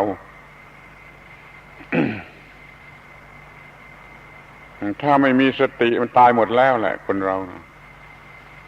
อยากจะให้ทุกคนระลึกให้ลึกลงไปถึงไอ้สิ่งที่เขาเรียกว่าสัญชาตญาณความรู้หรือความรู้สึกที่มันเกิดได้เองตามธรรมชาติแก่สิ่งที่มีชีวิต อย่างที่เราได้ยินได้ฟังกันนั้นแหละสัญชาตญาณแห่งการอยู่รอดต่อสู้เพื่อมีชีวิตอยู่รอดนั่นน่ะเป็นสัญชาตญาณที่สำคัญกว่าสัญชาตญาณใดๆสัญชาตญาณเพื่อการสืบพันธุ์สัญชาตญาณเพื่อการแสวงหาอาหารเนี่ยมันเป็นสัญชาตญาณลูกน้อง เพราะมันขึ้นอยู่กับสัญชาตญาณเพื่อมีชีวิตรอดอยู่สัญชาตญาณแห่งมีสัญชาตญาณแห่งการมีตัวตนอยู่มีตัวกูอยู่นั่นแหละมันเป็นสัญชาตญาณแม่บท ที่นี่เพื่อให้มันจะมีชีวิตอยู่ได้นะมันต้องมีสัญชาตญาณหลายๆอย่างช่วยกันประกอบไว้ให้สำเร็จตามนั้นนี่สัญชาตญาณวิเศษอันนี้คือความที่สามารถรู้สึกได้เร็วรู้สึกได้เร็วที่เรียกว่าสติสติรู้สึกตัวอยู่เรียกว่าสติมันมีอยู่ตามสัญชาตญาณเต็มขนาดที่จะให้มีชีวิตอยู่ได้ถ้าไม่มีสติตามธรรมชาติแท้ๆแล้วมันก็ทำอะไรไม่ได้ล่ะคือเราจะเหมือนกับหลับตาแหละเอาที่ลองดูอยากจะรู้จักว่าสติคืออะไรคุณหลับตาแล้วก็เดินคุณหลับตากินข้าวกินอาหารหลับตาทำอะไรทำการทำงานลองหลับตาทำดูสิมันจะทำไม่ได้เพราะว่ามันไม่มีสติมันขาดสติมันไม่มีสติท่านจึงถือว่าสติเนี่ยเป็นธรรมหรือเป็นสิ่งเครื่องตื่นอยู่สติโลกัสสมิชาคโรสติเป็นธรรมเครื่องตื่นในโลกคือไม่หลับถ้าใครอยากจะรู้จักสติก็ลองหลับตาดูแล้วมันก็ทำอะไรไม่ได้เดี๋ยวนี้เราเดินไปก็ได้เรามีสติที่จะเดินไม่สะดุดไม่หกล้มไม่ชนต้นไม้ไม่อะไรต่างๆจะทำอะไรทุกอย่างได้เพราะสิ่งที่เรียกว่าสติในระดับต่ำสุดคือตามธรรมชาติหมาแมวสุนัขอะไรมันก็มีสติสิ่งที่มีชีวิตมันต้องมีสัญชาตญาณชื่อนี้คือสตินี่ ถ้ามิฉะนั้นมันจะเหมือนกับหลับ หรือสลบหรือตายภาษาบาลีเขาเรียกว่าสติแต่เขาก็ยืมคำในภาษาสันสกฤตมาใช้ด้วยคือสมปริดีสัมปริตินั่นคือสติในภาษาบาลีไอ้สัมฤทธิในสันสกฤตนั่นคือสติในภาษาบาลีพอมาเป็นภาษาไทยเราเรียกว่าสมปริดีมีประธานุกรมมีคำขึ้นมาใหม่คำเรียกสมปริดีนี่คือคำว่าสติในภาษาไทยถ้าเป็นภาษาบาลีเรียกว่าสติถ้าเป็นสันสกฤตเรียกสัมฤทธิถ้าเป็นภาษาไทยเรียกสมปริดีถ้าอย่างนี้คุณก็เข้าใจได้ทันทีว่าสมปริดีคืออะไรคนไม่มีสมปริดีคืออะไรคนหลับไม่มีสมปริดีคนเมาไม่มีสมปริดีหรือว่าด้วยเหตุอย่างอื่นบางทีบางเวลาคนนั้นมันไม่มีสมปริดีแม้คนบ้ามันไม่มีสมปริดีคือมันไม่มีสตินั่นเองฉะนั้นถ้าว่าโดยยุติธรรมแล้วสติก็เป็นสัญชาตญาณโดยพื้นฐานที่มีอยู่ในสิ่งที่มีชีวิตทั่วไปสัตว์เดรัจฉานก็เหมือนกับคนพอมันขาดสติขาดสมปริดีมันก็เหมือนกับเราเมาเหล้าหรือหลับตาหรือบ้าที่เราไม่บ้าเนี่ยเพราะเรามีสตินะเราต้องขอบคุณสติให้มากที่มันทำให้เราไม่บ้าที่ทำให้เราอยู่ได้อย่างเดี๋ยวนี้เพราะสิ่งที่เรียกว่าสติโดยสัญชาตญาณพื้นฐานโดยที่เราไม่รู้สึกตัวแล้วเราก็ไม่สนใจที่จะรู้จักมัน เดี๋ยวนี้ก็มาถึงเวลาที่เราจะต้องรู้จักมันแล้วว่าสตินั่นคืออะไรแล้วจะต้องพัฒนามันขึ้นมาให้สูงให้เพียงพอให้สำเร็จประโยชน์แก่ความเป็นมนุษย์ของเราจะปล่อยไว้เท่านั้นไม่ได้มีสติเพียงเท่านั้นนะมันก็เหมือนกับสัตว์ทั่วๆไปมันไม่พอเพราะจึงมีระบบพัฒนาให้มีสติสูงขึ้นไปเพื่อชีวิตมันจะได้ดีกว่าจนกระทั่งดีที่สุดเนี่ยรู้จักสิ่งที่เรียกว่าสติไว้เสียทีก่อนเถิดว่าเป็นสิ่งที่มีชีวิตมันมีอยู่แล้วตามธรรมชาติขาดไม่ได้ถ้าขาดก็เหมือนกับหลับตาไปลองหลับตาดูแล้วเดินดูกินข้าวดูหรือทำอะไรดูโดยการหลับตา นั่นจะรู้จักไอ้สิ่งที่เรียกว่าสติโดยหลักพื้นฐานอย่างชัดแจ้งแล้วจะได้เอามาพัฒนานี่เราเรียกว่ามันเป็นสัญชาตญาณชนิดหนึ่งซึ่งต้องมีอยู่เพื่อช่วยสนับสนุนสัญชาตญาณแห่งการอยู่รอดของชีวิตมีอยู่หลายอย่างที่ว่ามันขาดแล้วมันจะไม่อยู่รอดอยู่ไม่ได้สตินี่ก็เป็นสัญชาตญาณแวดล้อมสัญชาตญาณแห่งการอยู่รอดมันจึงเป็นสิ่งจำเป็นหรือเป็นส่วนประกอบสำหรับการมีชีวิตอยู่นี่เป็นการแนะให้รู้สักทีหนึ่งก่อนว่าสิ่งที่มีชีวิตทั้งหลายหรือคนทุกคนมันมีสติอยู่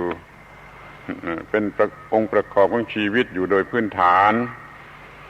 ที่มันทำให้เราทำอะไรได้เรียกว่าตามปกติชนไม่ใช่คนบ้าไม่ใช่คนหลับไม่ใช่คนเมาไม่ใช่คนอะไรต่างๆทีนี้มันก็ไม่พอมันต้องพัฒนา ที่ก็อยากจะให้รู้ถึง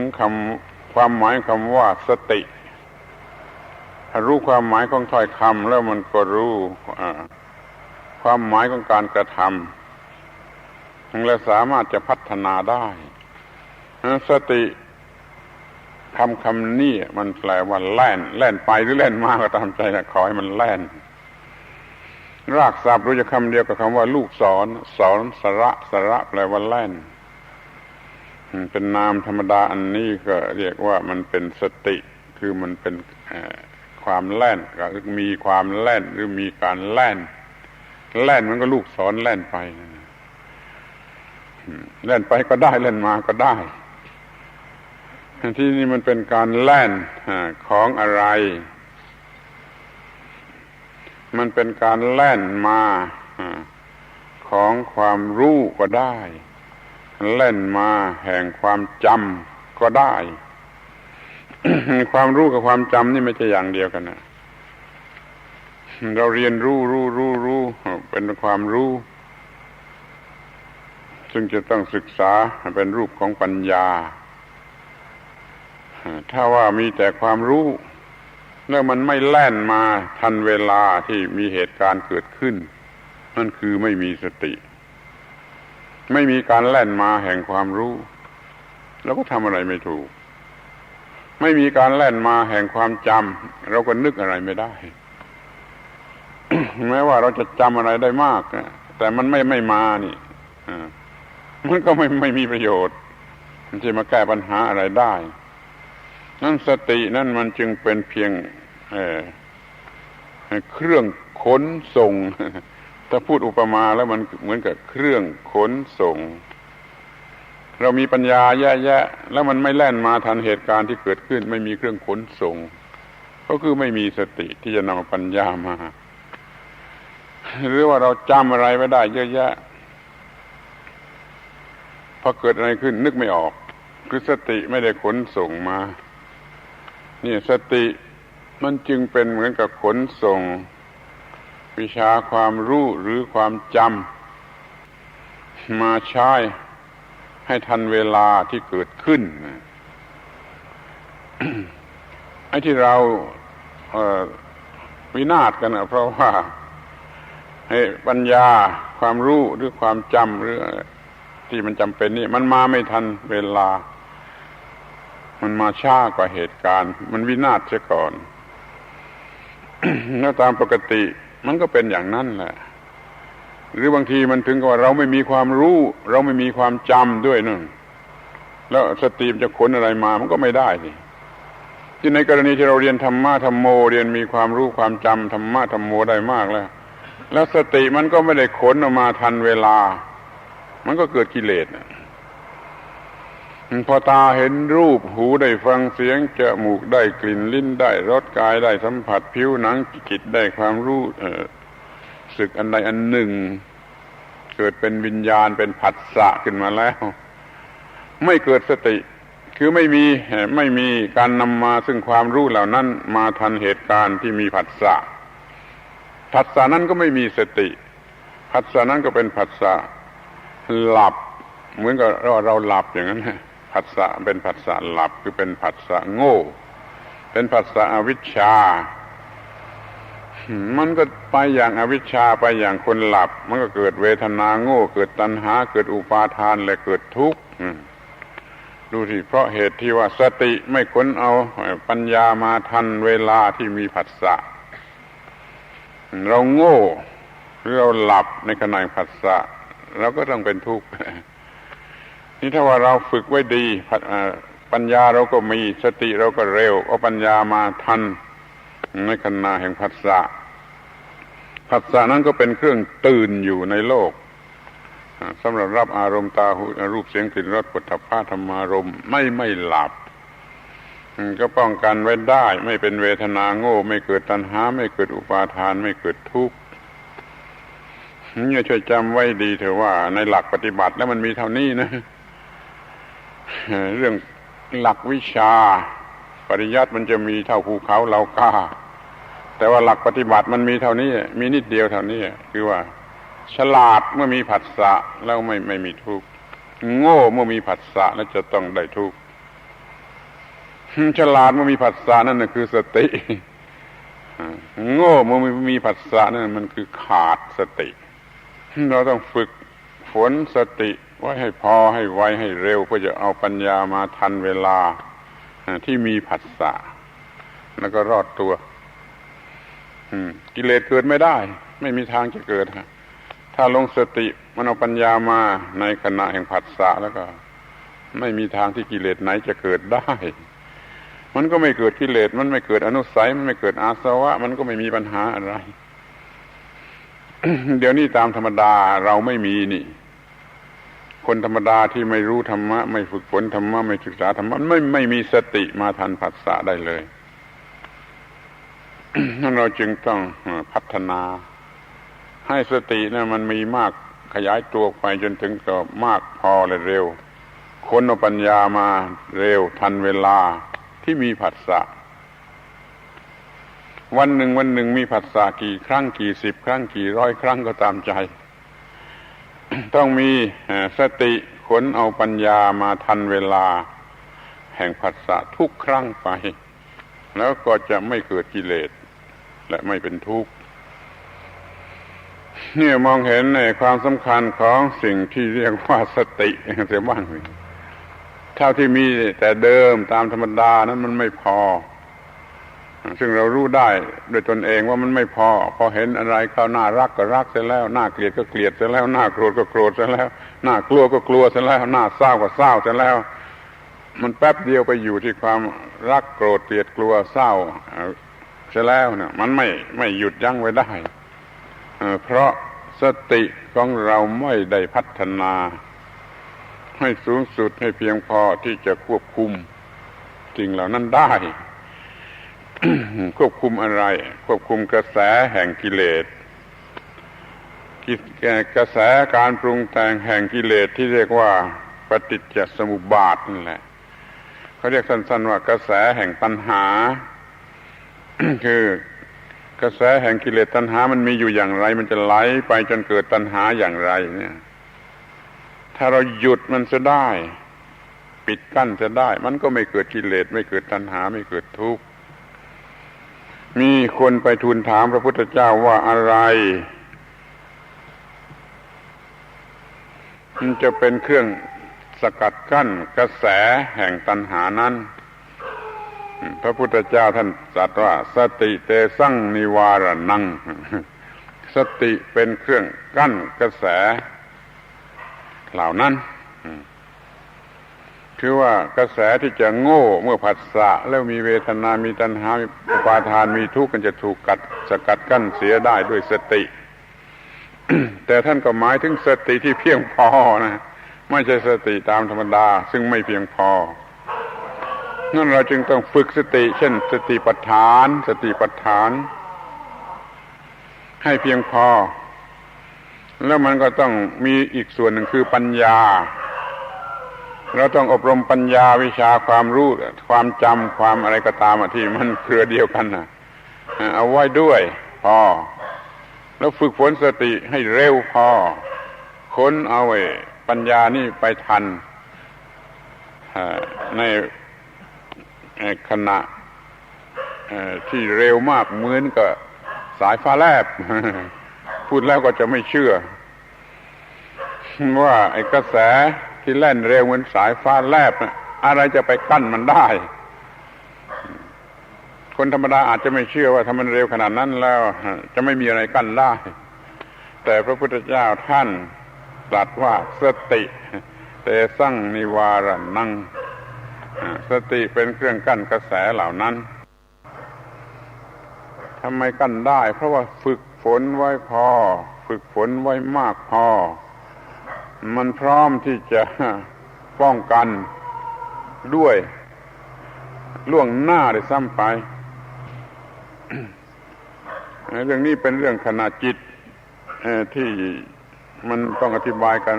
มากละเอียดละออเวลาไม่พอแต่เข้าใจเองเถอะว่าถ้าเป็นคนมีสติพอพอสักว่าตากระทบรูปเท่านั้นมันเตรียมมีสติเสร็จแล้ว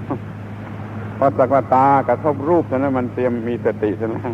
ก็มันมีวิญญาณเกิดขึ้นด้วยสติก็มีผัสสะด้วยสติอย่างนี้มันจึงกั้นไว้ได้ป้องกันไว้ได้แม้ว่ากระแสนี้จะเร็วมันก็สายฟ้าแลบมันก็เข้าไปแทรกแซงทันไม่ให้ผัสสะโง่เกิดเวทนาโง่เกิดตัณหาเกิดอุปาทานขึ้นมา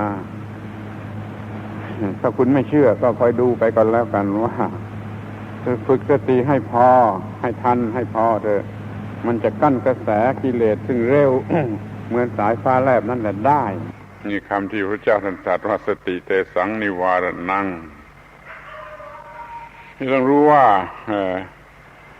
ต้องใช้ในทุกกรณีตาหูจมูกลิ้นกายใจที่มันจะเป็นทางเข้ามาแห่งรูปเสียงกลิ่นรสโผฏฐัพพะธรรมารมณ์ทุกกรณีทุกเวลาทุกสถานที่ ต้องใช้สติทั้งนั้นเลยสติคำเดียวใช้ทุกอารมณ์ทุกเวลาทุกสถานการณ์ทุกสถานที่จึงมีคำกล่าวว่าสติสัพพัทธปัฏฐิยาสตินี้เป็นสิ่งที่จำต้องมีในที่ทุกกรณีสัพพัทธะอย่าแปลว่าในสถานที่อย่างเดียวแปลว่าในทุกกรณีจะดีกว่าคือทุกเวลาทุกสถานที่ทุกเหตุการณ์ทุกลักษณะทุกอะไรหมดสติสัพพัทธปัฏฐิยาเป็นหลักที่ตายตัวสำคัญเฉียบขาดว่าไม่ว่าในกรณีไหนไม่ว่าปัญหาแห่งกรณีไหนเราจะต้องมีสิ่งที่เรียกว่าสตินั่นแหละมันจึงจะทำการคุ้มกันไว้ได้ไม่เกิดความทุกข์สติที่เรามีอยู่ตามธรรมชาติไม่พอ ก็ดูเองก็แล้วกันว่าไม่พออย่างไรแม้แต่ว่าวางอะไรไว้ที่ตรงไหนมันก็ลืมหน้าต่างปิดแล้วยังมันก็ลืมมันก็ทำอะไรเผลอๆแต่ละวันละวันเนี่ยหลายอย่างเพราะขาดสตินั่นนะสติตามธรรมชาติมันไม่พออย่างนั้นเราจึงจะต้องอบรมสติอบรมอย่างที่ว่ามันเป็นกำลังก็เรียกว่าสติพละอบรมอย่างที่เรียกว่าเป็นสิ่งสำคัญก็เรียกว่าสตินทรีสติอินทรีสตินทรีอบรมอย่างจะให้เป็นองค์ประกอบแห่งการตรัสรู้ก็เรียกว่าสติสัมโพชฌงค์เนี่ยสติเนี่ยจะต้องใช้ในทุกกรณีอย่างนี้จึงไปอบรมตามหลักวิชาการนั้นๆให้มีสติสมบูรณ์ยังมีสติสมบูรณ์ความมีอยู่แห่งสตินั่นเรียกว่าสัมปชัญญะคือระลึกได้แล้วแล่นมาแล้วก็คุมไว้ได้นี่เรียกว่าสัมปชัญญะสติระลึกได้สัมปชัญญะคือความระลึกนั้นยังคงอยู่ตลอดเวลานั้นก็เรียกว่าสัมปชัญญะเราจะต้องฝึกสติแล้วก็มันจะมีสัมปชัญญะมีปัญญามีอะไรอยู่ด้วยแล้วก็จะถูกต้องหมดสัญญาให้ความจำอะไรมันก็ถูกต้องหมดเพราะอำนาจแห่งสติมันมาทันเวลาถ้าสติไม่พอเราก็จำไม่ได้มันก็เลอะเลือนมันก็ฟั่นเฟือนกลับกันอยู่ดีเป็นชั่วเป็นดี จนเราเรียนหนังสือจะสอบไล่พอถึงเวลาตอบข้อสอบเรากลับกันเสียควรจะตอบอย่างนี้ไปตอบอย่างโน้นไปตอบอย่างโน้นไปตอบอย่างนี้มันก็กลับกันเสียเพราะว่าสติมันไม่สมบูรณ์สติส่วนความจำไม่สมบูรณ์สติส่วนความรู้ไม่สมบูรณ์แล้วคิดดูเถอะว่ามันจะสอบไล่ได้อย่างไรในการทำการทำงานอันยุ่งยากลำบากเป็นเทคโนโลยีอย่างละเอียดในก็ตามยิ่งต้องใช้สติสัมปชัญญะมากเราจึงต้องพัฒนาสติให้สมกับความก้าวหน้าของสิ่งต่างๆของกิจการของชีวิตของอะไรก็ตาม มันจะก้าวหน้าได้ก็เพราะความมีสติเพียงพอแก่เหตุการณ์นั้นๆนี่เรียกว่าพัฒนาสติเพื่อให้เรามีสติเพียงพอสำหรับจะเป็นมนุษย์ที่ก้าวหน้า หน้าที่ของมนุษย์นี่ช่วยจำกันไว้ว่ามันมีเป็นสองขั้นตอนขั้นตอนแรกเพื่อให้มันถูกต้องสำหรับจะรอดชีวิตอยู่ได้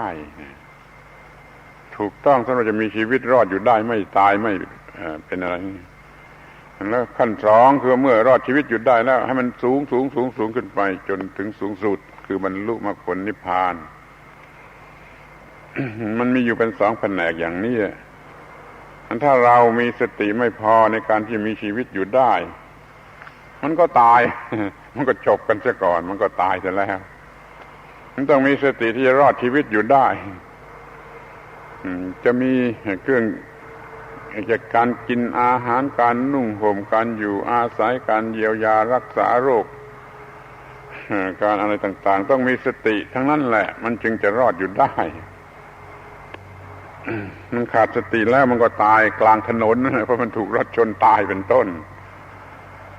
ที่มันจะรอดชีวิตอยู่ได้นี่มันต้องการสติมากเหลือเกินเอาแล้วเป็นอันว่าเราทำถูกต้องหมดเรื่องกินอาหารเรื่องนุ่งห่มเรื่องเป็นอยู่เรื่องสังคมเรื่องอะไรต่างๆมันมีสติรอบคอบไม่ตายแล้วก็อยู่ได้เป็นผาสุกนี่ตอนหนึ่งได้รับประโยชน์จากสติ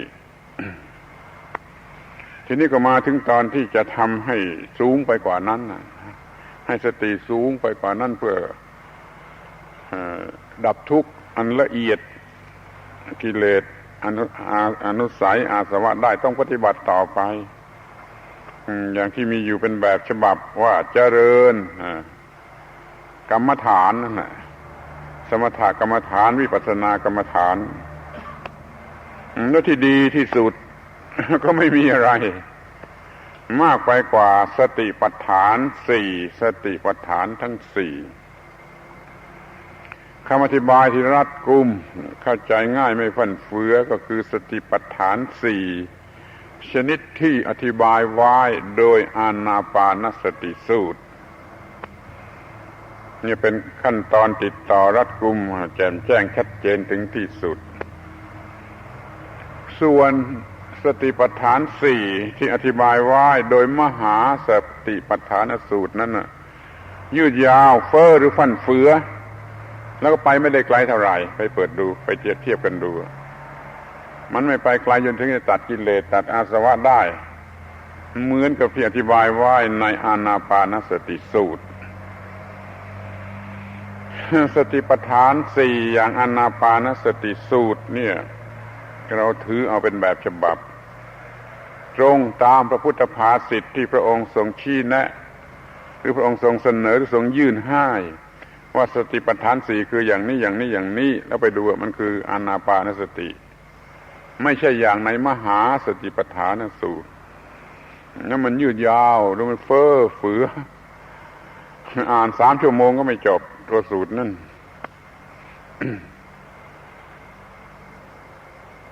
ที่นี่ก็จะดูตามหลักแห่งอานาปานสติสูตรที่เรียกว่าสติปัฏฐานสี่นั่นเป็นอย่างไร คือท่านแจกไว้เป็นสี่ตามเดิมตามหลักทั่วไปแหละ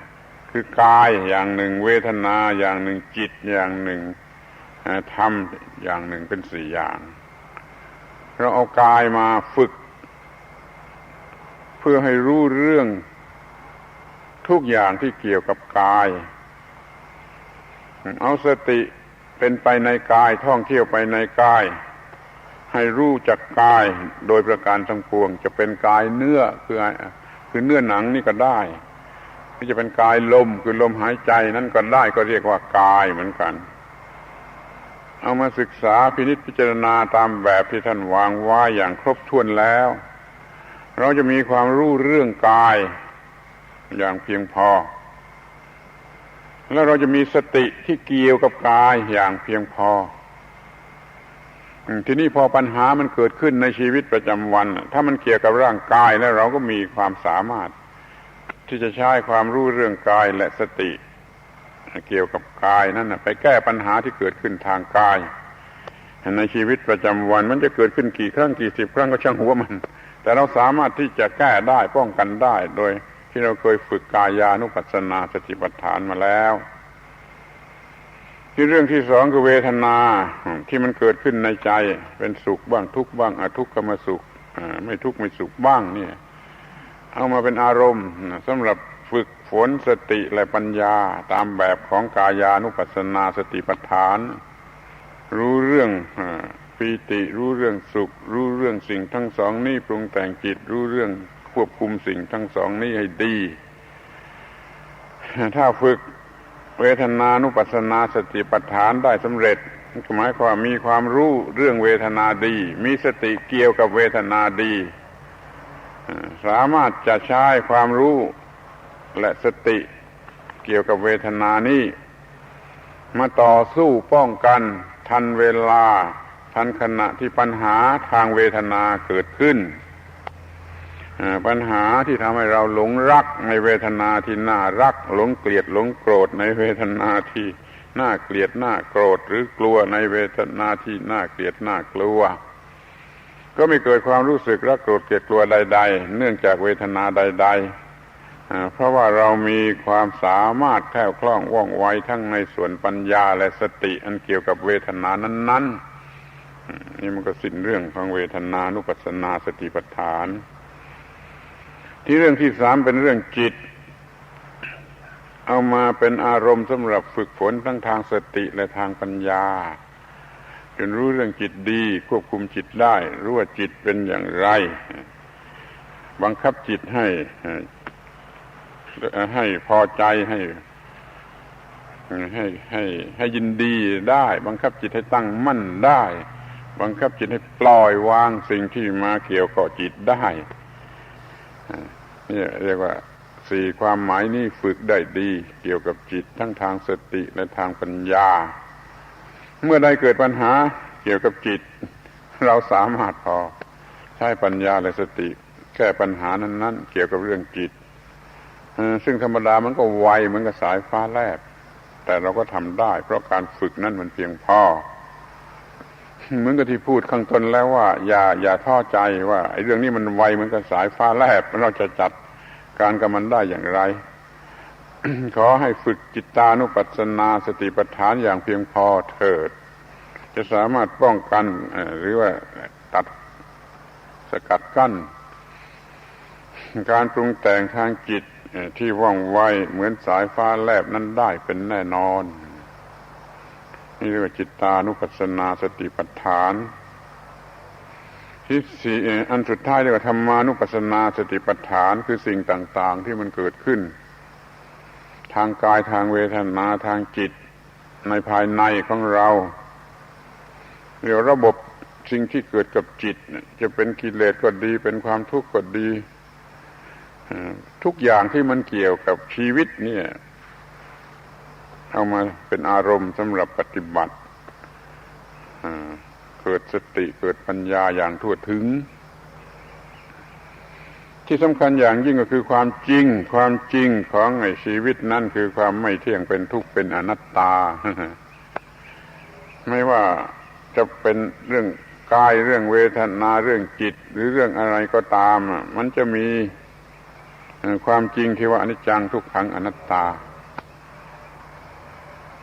เรามีสติปัญญาเพียงพอในเรื่องของอนิจจังทุกขังอนัตตานั้นก็มีสติที่จะสกัดกั้นการไหลแห่งกิเลสการปรุงแต่งแห่งกิเลสได้ถึงที่สุด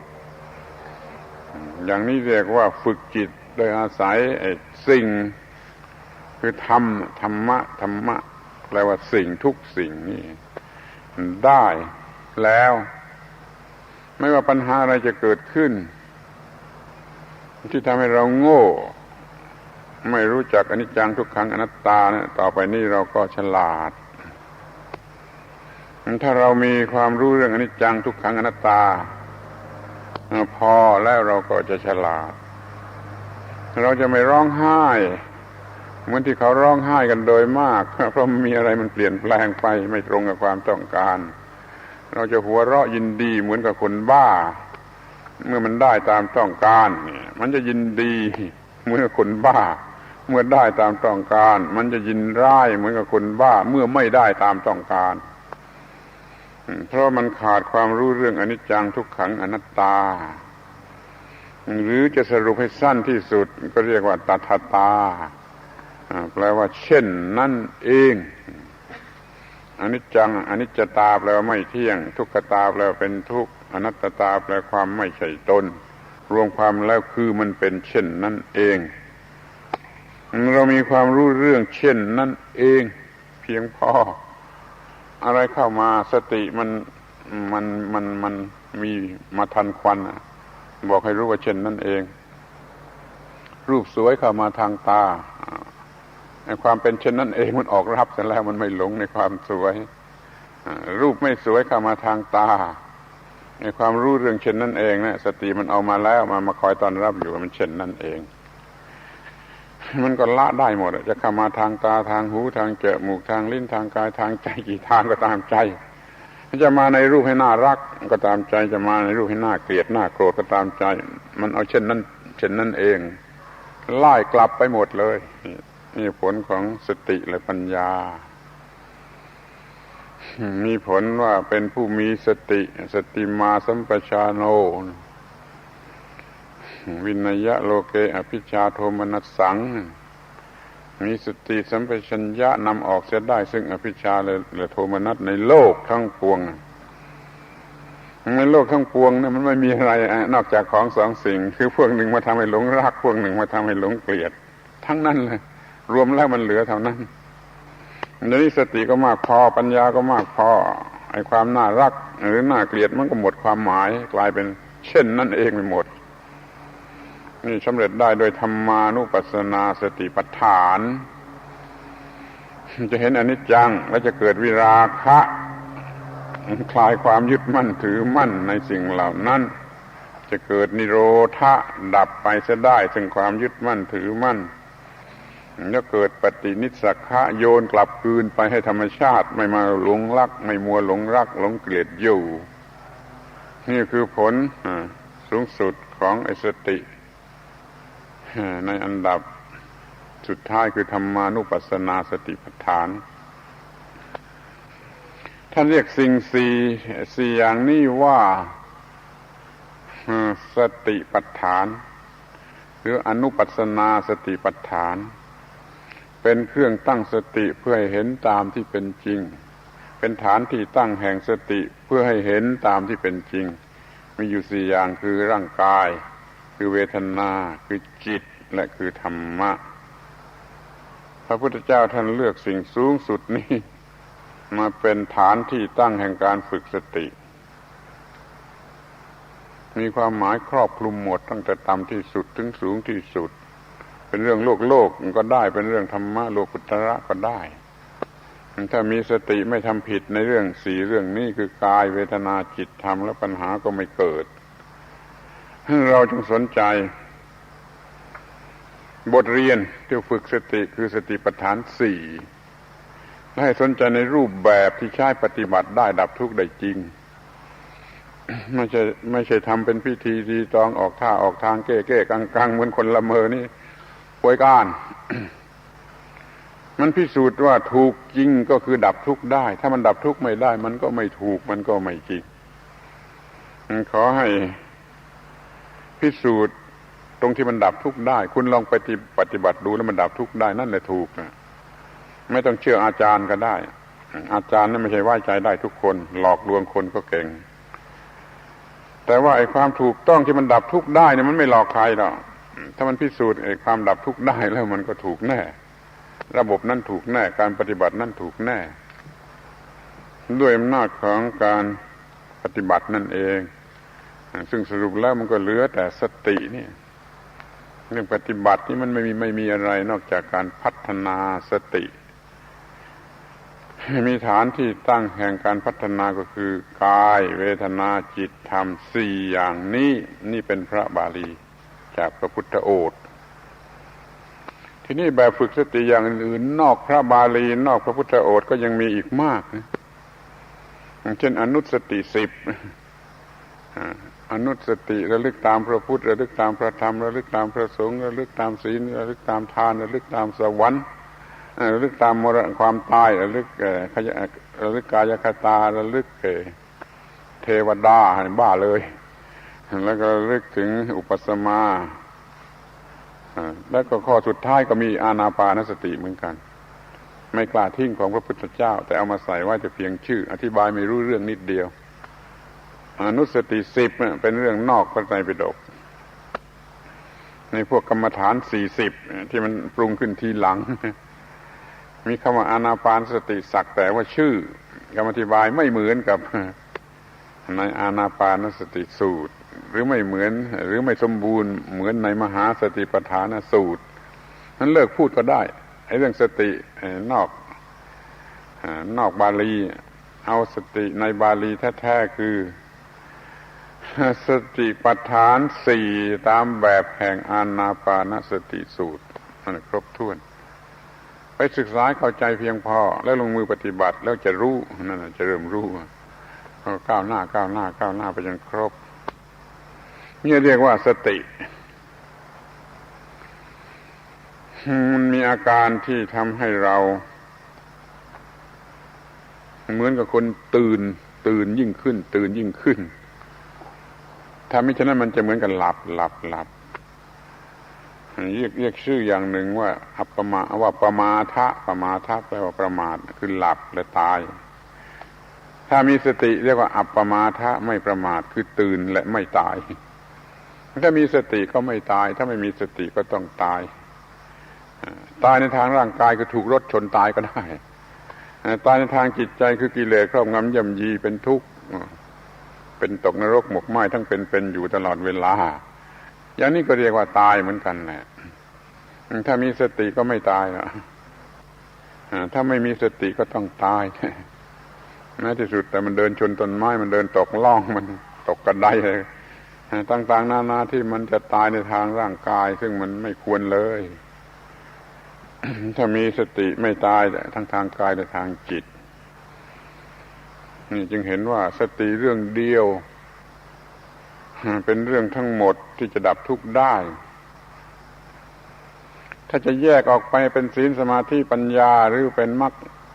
มีองค์8อะไรก็ได้แต่ว่ามันต้องมีผลเป็นอย่างนี้คือมีสติปัญญามาทันเวลาที่มีการกระทบผัสสะทางตาหูจมูกลิ้นกายใจพุทธศาสนาต้องตั้งต้นเรียนกขอกกากันที่ตาหูจมูกลิ้นกายใจแล้วคู่ของมันคือรูปเสียงกลิ่นรสโผฏฐัพพะธรรมารมณ์มี6คู่พอมาถึงกันเข้าก็เกิดวิญญาณทางตาวิญญาณทางหูทางจมูกทางลิ้นทางกายทางใจเมื่อวิญญาณนี้ทำงานอยู่เรียกว่าผัสสะตอนนี้ถ้าสติไม่มาก็เป็นผัสสะหลับผิดหมดกระแสไหลไปสู่ความทุกข์ถ้าสติมีมาก็กั้นกระแสนี้ไว้ไม่ไหลไปในทางแห่งความทุกข์เราก็ไม่มีความทุกข์นี่เป็นศาสนาสากลของธรรมชาติเรากล้าท้าอย่างไม่กลัวใครโกรธนะว่าคุณถือศาสนาอะไรตามใจคุณจะถือศาสนาอะไรตามใจคุณแต่ว่าความทุกข์ของคุณจะต้องเกิดขึ้นอย่างนี้และความดับทุกข์ของคุณจะต้องดับได้ด้วยวิธีอย่างนี้พระเจ้าที่ไหนไม่รู้จะมาสร้างให้เกิดความทุกข์หรือจะมาช่วยดับความทุกข์เราไม่รู้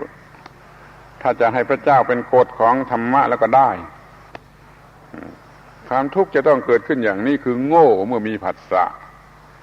ความทุกข์จะไม่เกิดขึ้นเมื่อฉลาดเมื่อมีผัสสะนี่ศาสนาสากลของธรรมชาติเดี๋ยวนี้ใครจะถือศาสนาอะไรเป็นฝรั่งเป็นเจ๊กเป็นไทยเป็นอะไรก็ตามความทุกข์มันต้องเกิดขึ้นอย่างนี้แต่ความดับทุกข์มันต้องดับลงได้อย่างนี้คือเรื่องของสติเป็นเรื่องทั้งหมดสมที่ท่านกล่าวว่ามันเป็นเครื่องตื่นในโลกของมนุษย์ที่จะอยู่ในโลกอย่างลืมหูลืมตาสติโลกัสสมิชาคาโรเราควรจะรู้ความหมายคำนี้ให้เห็นได้ให้รู้สึกได้มันครอบทั้งโลกเลยถ้าไม่มีสติแล้วโลกทั้งโลกก็เหมือนกับหลับถ้ามีสติแล้วโลกทั้งโลกก็เหมือนกับลืมตาใสแจ๋วอยู่เห็นตามที่เป็นจริงทำผิดไม่ได้มันก็ไม่เกิดความทุกข์ขึ้นนี่เรียกว่ามันอานิสงส์ของสติเป็นสิ่งที่คู่กันมากับชีวิต ชีวิตจะต้องมีสัญชาตญาณการต่อสู้เพื่อให้รอดชีวิตสติก็เป็นอุปกรณ์อันนั้นของสัญชาตญาณเพื่อให้รอดชีวิตลองไม่มีสติมันก็ตายเดี๋ยวนี้ แต่ว่ามันยังไม่พอสำหรับจะดับทุกข์ที่จะเกิดขึ้นในตัวมันเองดังนั้นเราจึงต้องพัฒนาสตินี้อย่างเพียงพอตามนัยยะที่ว่ามาแล้วไม่โง่ทางตาหูจมูกลิ้นกายใจเมื่อมีผัสสะมันก็ไม่เกิดความทุกข์กระแสความทุกข์ไหลไปไม่ได้มันก็หยุดเพราะอำนาจของสติและอย่าลืมว่าสตินั้นเป็นเครื่องขนส่งเอาปัญญาไปใช้ทันกับเหตุการณ์คำว่าสติแปลว่าแล่นไปอย่างเร็วเหมือนกับลูกศรท่านไม่มีอะไรเปรียบยิ่งจะเปรียบเหมือนกับเร็วเหมือนกับลูกศรมาทันเวลาคุ้มครองได้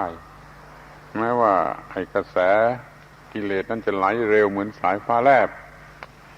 สติมันก็เร็วพอที่จะมาสกัดกั้นกระแสที่เร็วเหมือนกับสายฟ้าแลบแล้วเราก็ไม่ต้องเป็นทุกข์ขอร้องให้ท่านทั้งหลายทุกคนจงรู้จักสิ่งที่เรียกว่าสติคือความแล่นมาเร็วแห่งความรู้และสติปัญญาและความจำความรู้สติปัญญาความจำอะไรก็ตามมันแล่นมาได้เร็วเหมือนกับสายฟ้าแลบนั่นคือสติสติแปลว่าแล่นสิ่งที่แล่นหรือความแล่นหรือการแล่นก็ไม่ต้องบอกกันมึงว่ามันเป็นสิ่งที่ควรมีถ้ามันไม่พอเราก็เป็นสิ่งที่ควรจะพัฒนาท่านขอให้สนใจฝึกวิธีสติปัฏฐานทั้งสี่เพื่อเป็นการพัฒนาจิตให้เพียงพอสำหรับจะรอดชีวิตอยู่และเพียงพอสำหรับจะดียิ่งขึ้นไปจนบรรลุมรรคผลนิพพานนี่เรื่องสติที่ท่านขอร้องให้พูดมันก็พูดแล้วโดยสมควรแก่เวลาแล้วขอให้พิจารณาตามถ้าเห็นว่ามันจะดับทุกข์ได้ก็ลองปฏิบัติดูพอปฏิบัติดูมันดับทุกข์ได้แล้วก็จะรู้แล้วค่อยเชื่อทีหลังแล้วขอแสดงความยินดีอนุโมทนาในการมาของท่านทั้งหลายครั้งหนึ่งว่าท่านทั้งหลายคงจะได้รับประโยชน์คุ้มค่าเวลาคุ้มค่าเหน็ดเหนื่อยคุ้มค่าใช้จ่ายสารพัดอย่างที่มาสู่สถานที่นี้จงได้รับผลคุ้มค่ากลับไปด้วยความพอใจอย่าให้ต้องเสียใจทีหลังให้เป็นการทัศนาจรเพื่อความรู้อย่าเป็นการทัศนาจรเพื่อความเพลิดเพลินมันจะทำให้โง่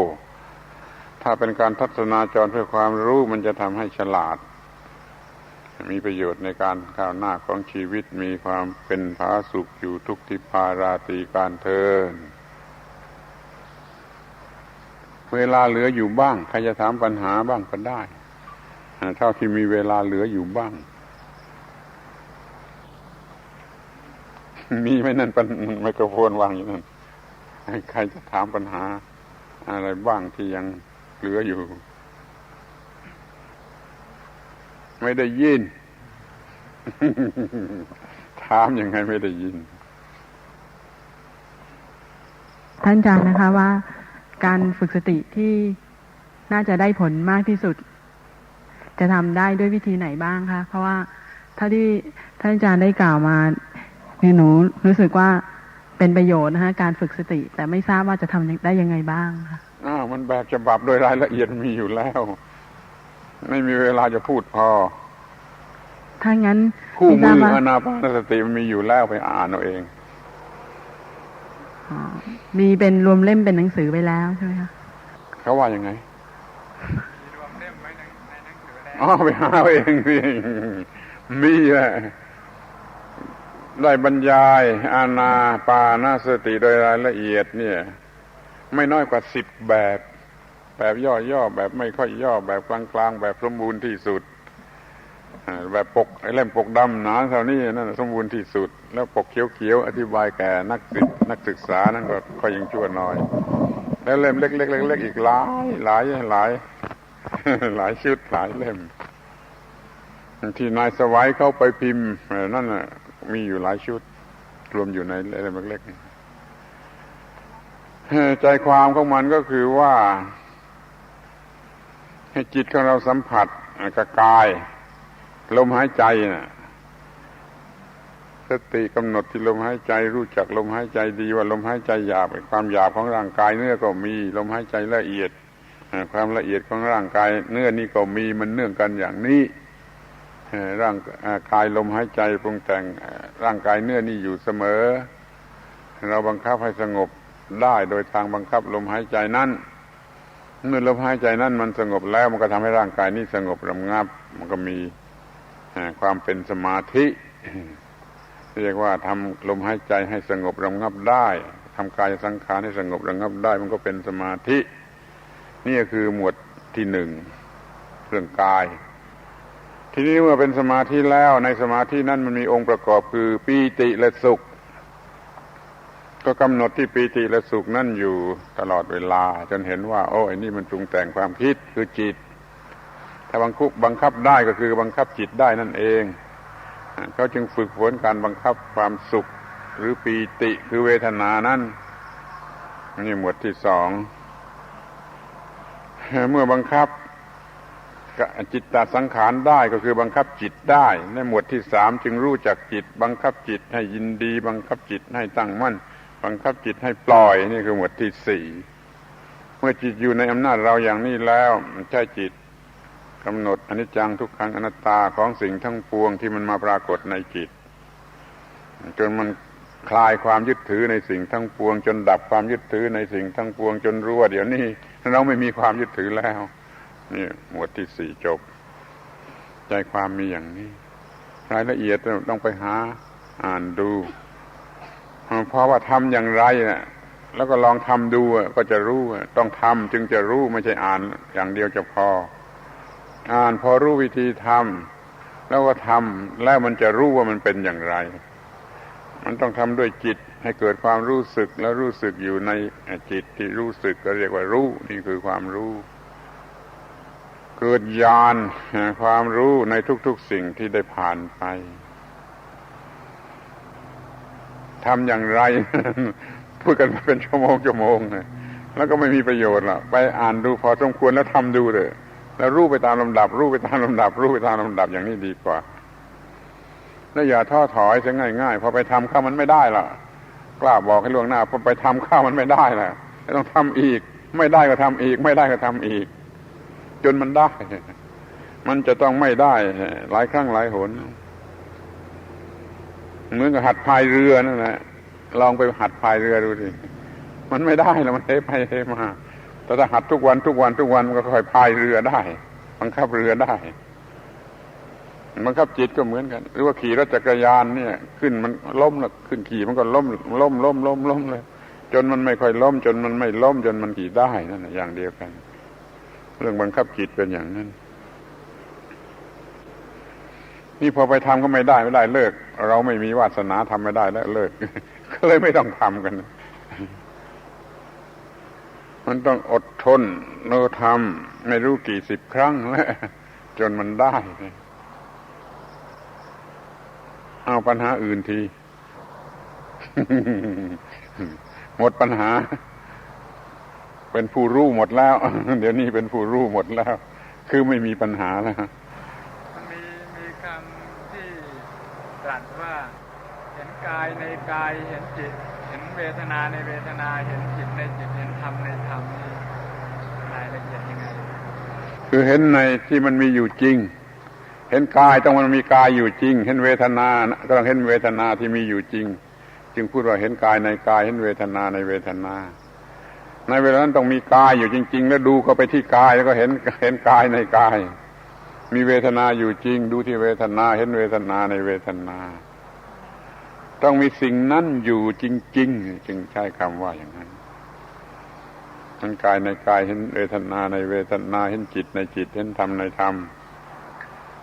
ถ้ามาอย่างนั้นมันก็เป็นเรียนเหมือนกับเรียนนักธรรมในห้องเรียนในห้องเรียนนักธรรมเขาไม่ได้เห็นกายในกายนะเขาเห็นกายในตัวหนังสือเห็นเวทนาในเล่มหนังสือเห็นจิตในเล่มหนังสือ ดูกายที่กายดูเวทนาที่เวทนาดูจิตที่จิตดูธรรมที่ธรรมจริงว่าไม่รู้เมื่ออ่านหนังสือนั้นยังไม่รู้อ่านเข้าใจแล้วไปปฏิบัติจึงจะรู้จึงจะเรียกว่ารู้เมื่ออ่านหนังสือนั้นยังไม่รู้วิธีที่จะไปทำให้รู้เราอ่านหนังสือรู้วิธีที่จะไปทำแล้วมันก็รู้ก็ผมขอต่ออีกนิดนะครับเป็นที่ว่าแล้วที่ใช้คำว่ากายภายในกายภายนอกเมื่อเรารู้เรื่องเหล่านี้ในจิตใจของเราแจ่มแจ้งในจิตใจของเราแล้วมันก็รู้ได้ง่ายว่าของคนอื่นก็เหมือนกันอย่างนี้เรียกว่ารู้กายภายนอกรู้ธรรมะภายนอกคอยรู้ในภายในของตนอย่างชัดแจ้งจนมันเห็นได้เองว่าแม้ของเพื่อนของเราก็เหมือนกันแหละของเพื่อนมนุษย์ของเราทั้งหลายก็เหมือนกันไม่มีความสงสัยของเราเป็นอนิจจังทุกขังอนัตตาอย่างไรของเพื่อนของเรามนุษย์คนอื่นก็อนิจจังทุกขังอนัตตาอย่างนั้นอย่างนี้ก็เห็นภายนอกด้วยถ้าเห็นภายในจริงมันจะเห็นขึ้นมาชัดเองว่าถึงของเพื่อนของเราคนอื่นก็เป็นอย่างนั้นด้วยเหมือนกัน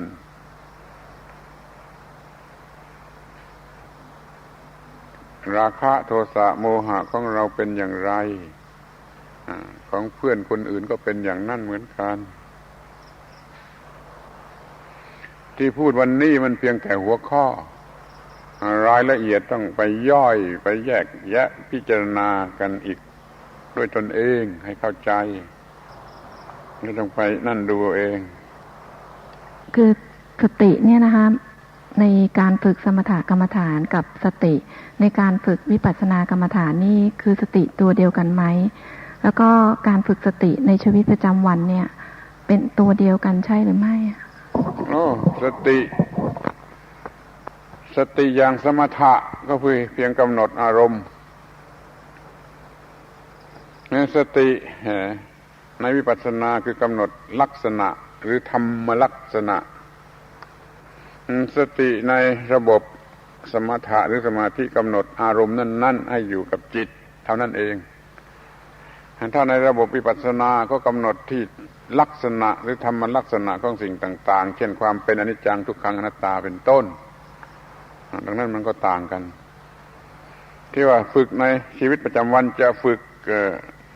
ระบบไหนนั่นมันก็แล้วแต่บุคคลนั้นมันมีปัญหาอยู่ในระบบไหน มันก็ต้องฝึกให้ถูกกับเรื่องของตัวหรือปัญหาของตัวมันตอบไม่ได้แต่มันก็หลีกไม่พ้นที่ว่าตอนแรกฝึกมันก็ต้องฝึกระบบกำหนดอารมณ์ตามแบบสมถะขั้นคล่องแคล่วดีแล้วมันก็กำหนดลักษณะความจริงตามแบบของวิปัสสนาผมขอให้ท่านอาจารย์ได้ช่วยสรุปคำว่าสติที่เอาปัญญามาทันนั้นเรียกว่าสติปัญญากับสติที่เอาความจำมาทันนั้นเรียกว่าสติสัมปชัญญะใช่หรือไม่ไม่ใช่สติก็สติปัญญาก็ปัญญาสติค้นเอาปัญญามาทันเช่นปัญญาว่าเช่นนั้นเองค้นเอามาทันมันก็ไม่หลงรักหลงโกรธถ้าเกี่ยวกับความจำนั้นน่ะมันต่ำกว่านั้น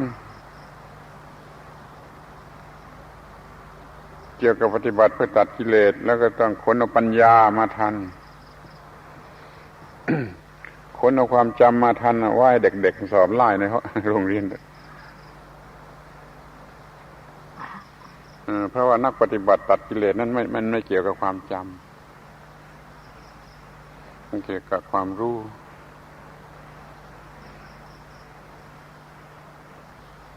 หัวข้อมันนิดเดียวแต่รายละเอียดมันมากเอาไปใครควรดู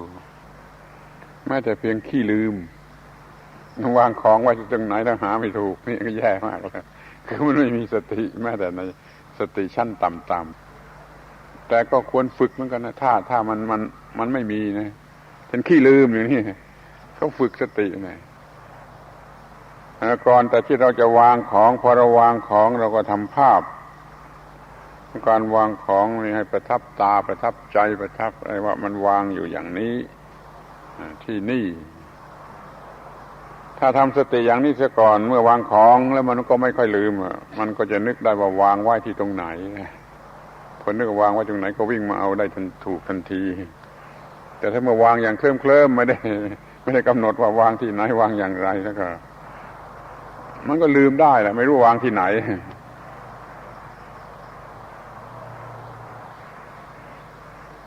นั้นสอบไล่แม้แต่ว่าขี้ลืมนี่ก็ต้องว่าใช้ไม่ได้ถ้าเรายังเป็นคนขี้ลืมขนาดนี้อยู่ก็เรียกว่าไม่มีสติด้วยเหมือนกัน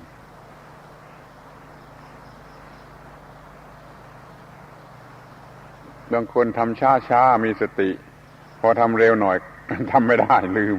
อย่างนี้ก็ต้องฝึกให้มันเร็วเข้าสติให้มันเร็วเข้าขอเรียนถามท่านอาจารย์ว่าตัวสติกับตัวสมาธินี่เหมือนกันไหมครับไม่ฟังไม่ถูกจะถามใหม่ว่ายังไงถามใหม่คือว่าตัวสมาธิเนี่ยฮะตัวสมาธินี่คือกับตัวสตินี่มันต่างกันแบบไหนสมาธิจิตตั้งมั่นสติก็คือความระลึกได้ไม่ใช่ตัวเดียวกันสติกับสมาธิมันคนละเรื่องศรัทธาวิริยะสติสมาธิปัญญานี่5อย่างนี่ไม่ใช่สิ่งเดียวกันสมาธิคือความตั้งมั่นแห่งจิตสติคือความระลึกได้แห่งจิตว่องไวในการระลึก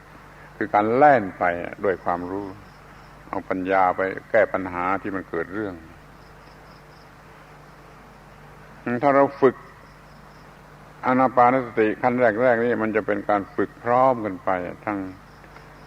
ในลักษณะของสมาธิและสติ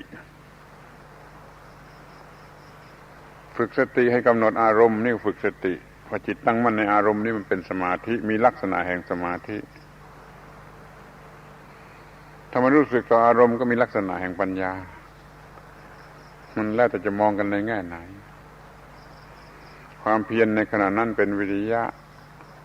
ความเชื่อว่าสิ่งนี้จะมีผลประโยชน์นี่เรียกว่าศรัทธาพอเราลงมือฝึกเช่นกายคตาเนี่ยลงมือกำหนดลมนี่มันก็มีทั้งศรัทธาวิริยะสติสมาธิปัญญา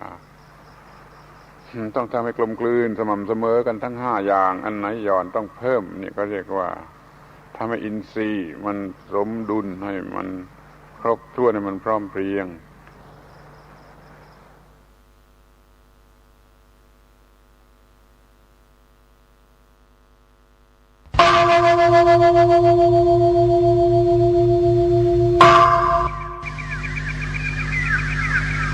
พรุ่งนี้เป็นวันพระ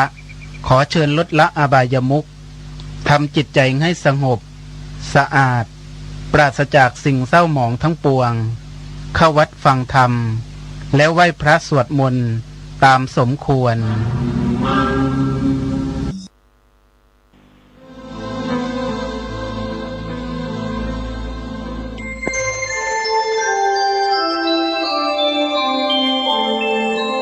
ขณะนี้ท่านกำลังฟังสถานีวิทยุกระจายเสียง FM 104.5 เมกะเฮิรตซ์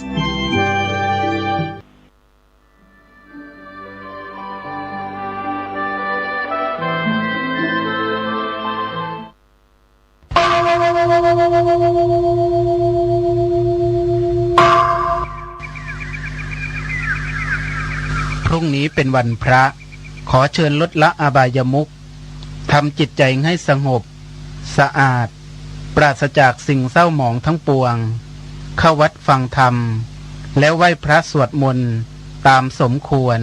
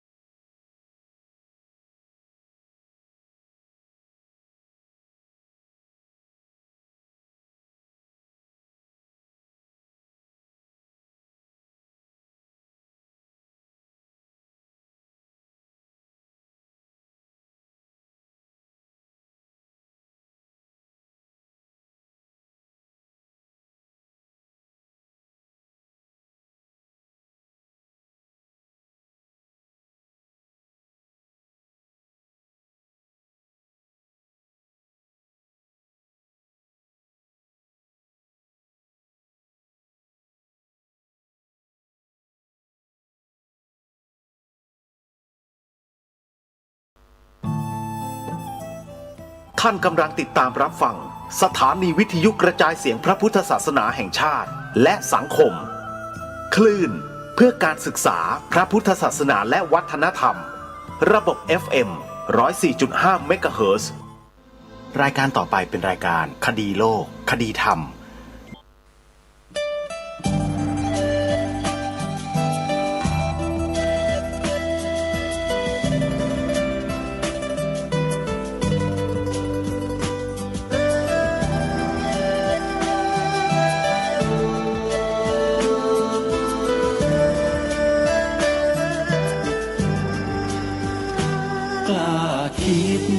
ก็ต้องกล้า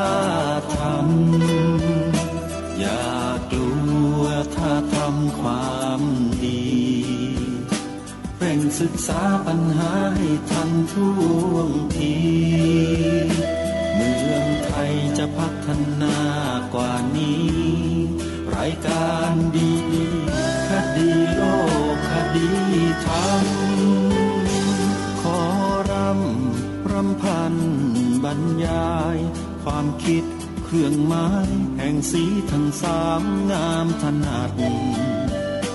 ขาวคือบริสุทธิ์สีสวัสดิ์หมายพระไตรรัตน์และธรรมะคุ้มจิตไทย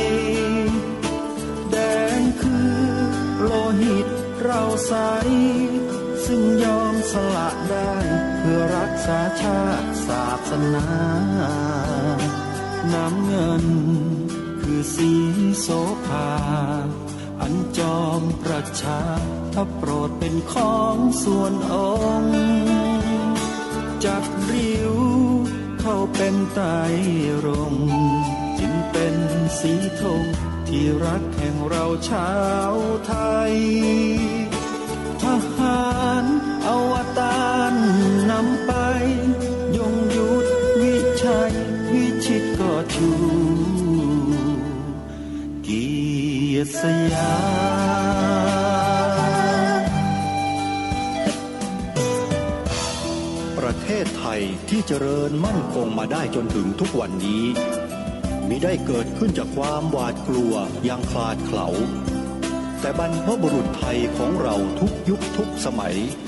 ล้วนแต่มีความกล้าหาญและชาญฉลาดปกป้องเอกราชสร้างชาติให้เกิดความมั่นคงโดยมีธงแห่งพระไตรรัตน์เป็นเครื่องนำชัยจึงเป็นที่มาที่ไปของรายการคดีโลกคดีธรรมกล้าคิดก็ต้องกล้าทำอย่ากลัวถ้าทำความดีเร่งศึกษาปัญหาให้ทันท่วงที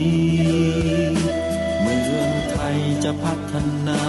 กว่านี้รายการดีคดีโลกคดีธรรมรายการดีคดีโลกคดีธรรม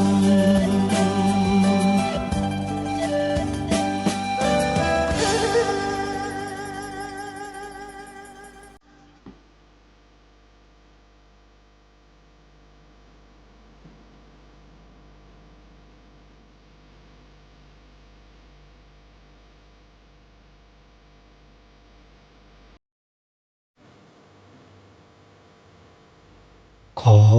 กราบถวายความนอบน้อมแด่พระรัตนตรัยถวายความเคารพพระมหาเถระพระเถรานุเถระทุกท่านขอความสุขความเจริญในธรรมจงบังเกิดมีแด่ท่านสาธุชนที่กำลังติดตามรับฟังรายการจากสถานีวิทยุแห่งนี้ทุกท่านขอนำท่านผู้ฟังเข้าสู่รายการคดีโลกคดีธรรม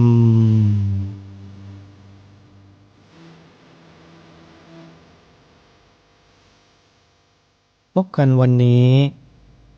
วันแรม13 ค่ำเดือนอ้ายวันนี้ตรงกับวันพฤหัสบดีที่18 ธันวาคมพระพุทธศักราช 2568 รายการคดีโลกคดีธรรมมีให้ท่านผู้ฟังติดตามรับฟังเป็นประจำทุกวันทางสถานีวิทยุแห่งนี้ท่านสามารถดาวน์โหลดแอปพลิเคชันวิทยุพุทธศาสนาทั่วไทยเพื่อติดตามรับฟังรายการนี้ได้ทุกวันและยังสามารถรับฟังรายการธรรมะต่างๆได้อีกเป็นจำนวนมากตลอด24ชั่วโมงสำหรับรายการในวันนี้ขอเริ่มต้นด้วยข่าวประชาสัมพันธ์เชิญชวนศรัทธาสาธุชนมีส่วนร่วมบุญกับครูบาอาจารย์ของเราวัดป่าจริยธรรมตำบลนาดอกคำอำเภอนาด้วงจังหวัดเลยเปิดโอกาสบุญให้กับสาธุชนมีส่วนร่วมเป็นเจ้าภาพซื้อที่ดินถวายวัดที่ดินทั้งหมด7 ไร่ได้นำปัจจัยจ่ายไปแล้ว2 งวดเหลืองวดสุดท้ายให้สาธุชนได้มีส่วนร่วมกันท่านที่ต้องการจะร่วมเป็นกองทุนสามารถทำบุญได้กองทุนละ 5,000 บาทมีเพียง80กองทุนเท่านั้นส่วนสาธุชนที่จะร่วมบุญตามกำลังสามารถร่วมบุญกันได้ตารางวาละ500 บาทหรือตามกำลังศรัทธาติดต่อสอบถามรายละเอียดได้ที่หมายเลขโทรศัพท์083 327 5700งานสร้างอุโบสถทรงเจดีย์พุทธคยาที่วัดหนองกายตำบลสันป่ายางอำเภอแม่แตงจังหวัดเชียงใหม่รอสาธุชนร่วมบุญกันต่อเนื่องท่านใดที่จะร่วมบุญเป็นเจ้าภาพสร้างอุโบสถทรงเจดีย์พุทธคยาที่วัดหนองกายสามารถโทรศัพท์สอบถามรายละเอียดเพิ่มเติมและร่วมบุญได้ที่หมายเลข053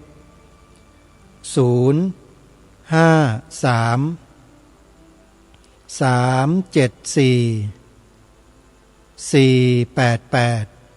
488 ถึง 9หรือ081 765 64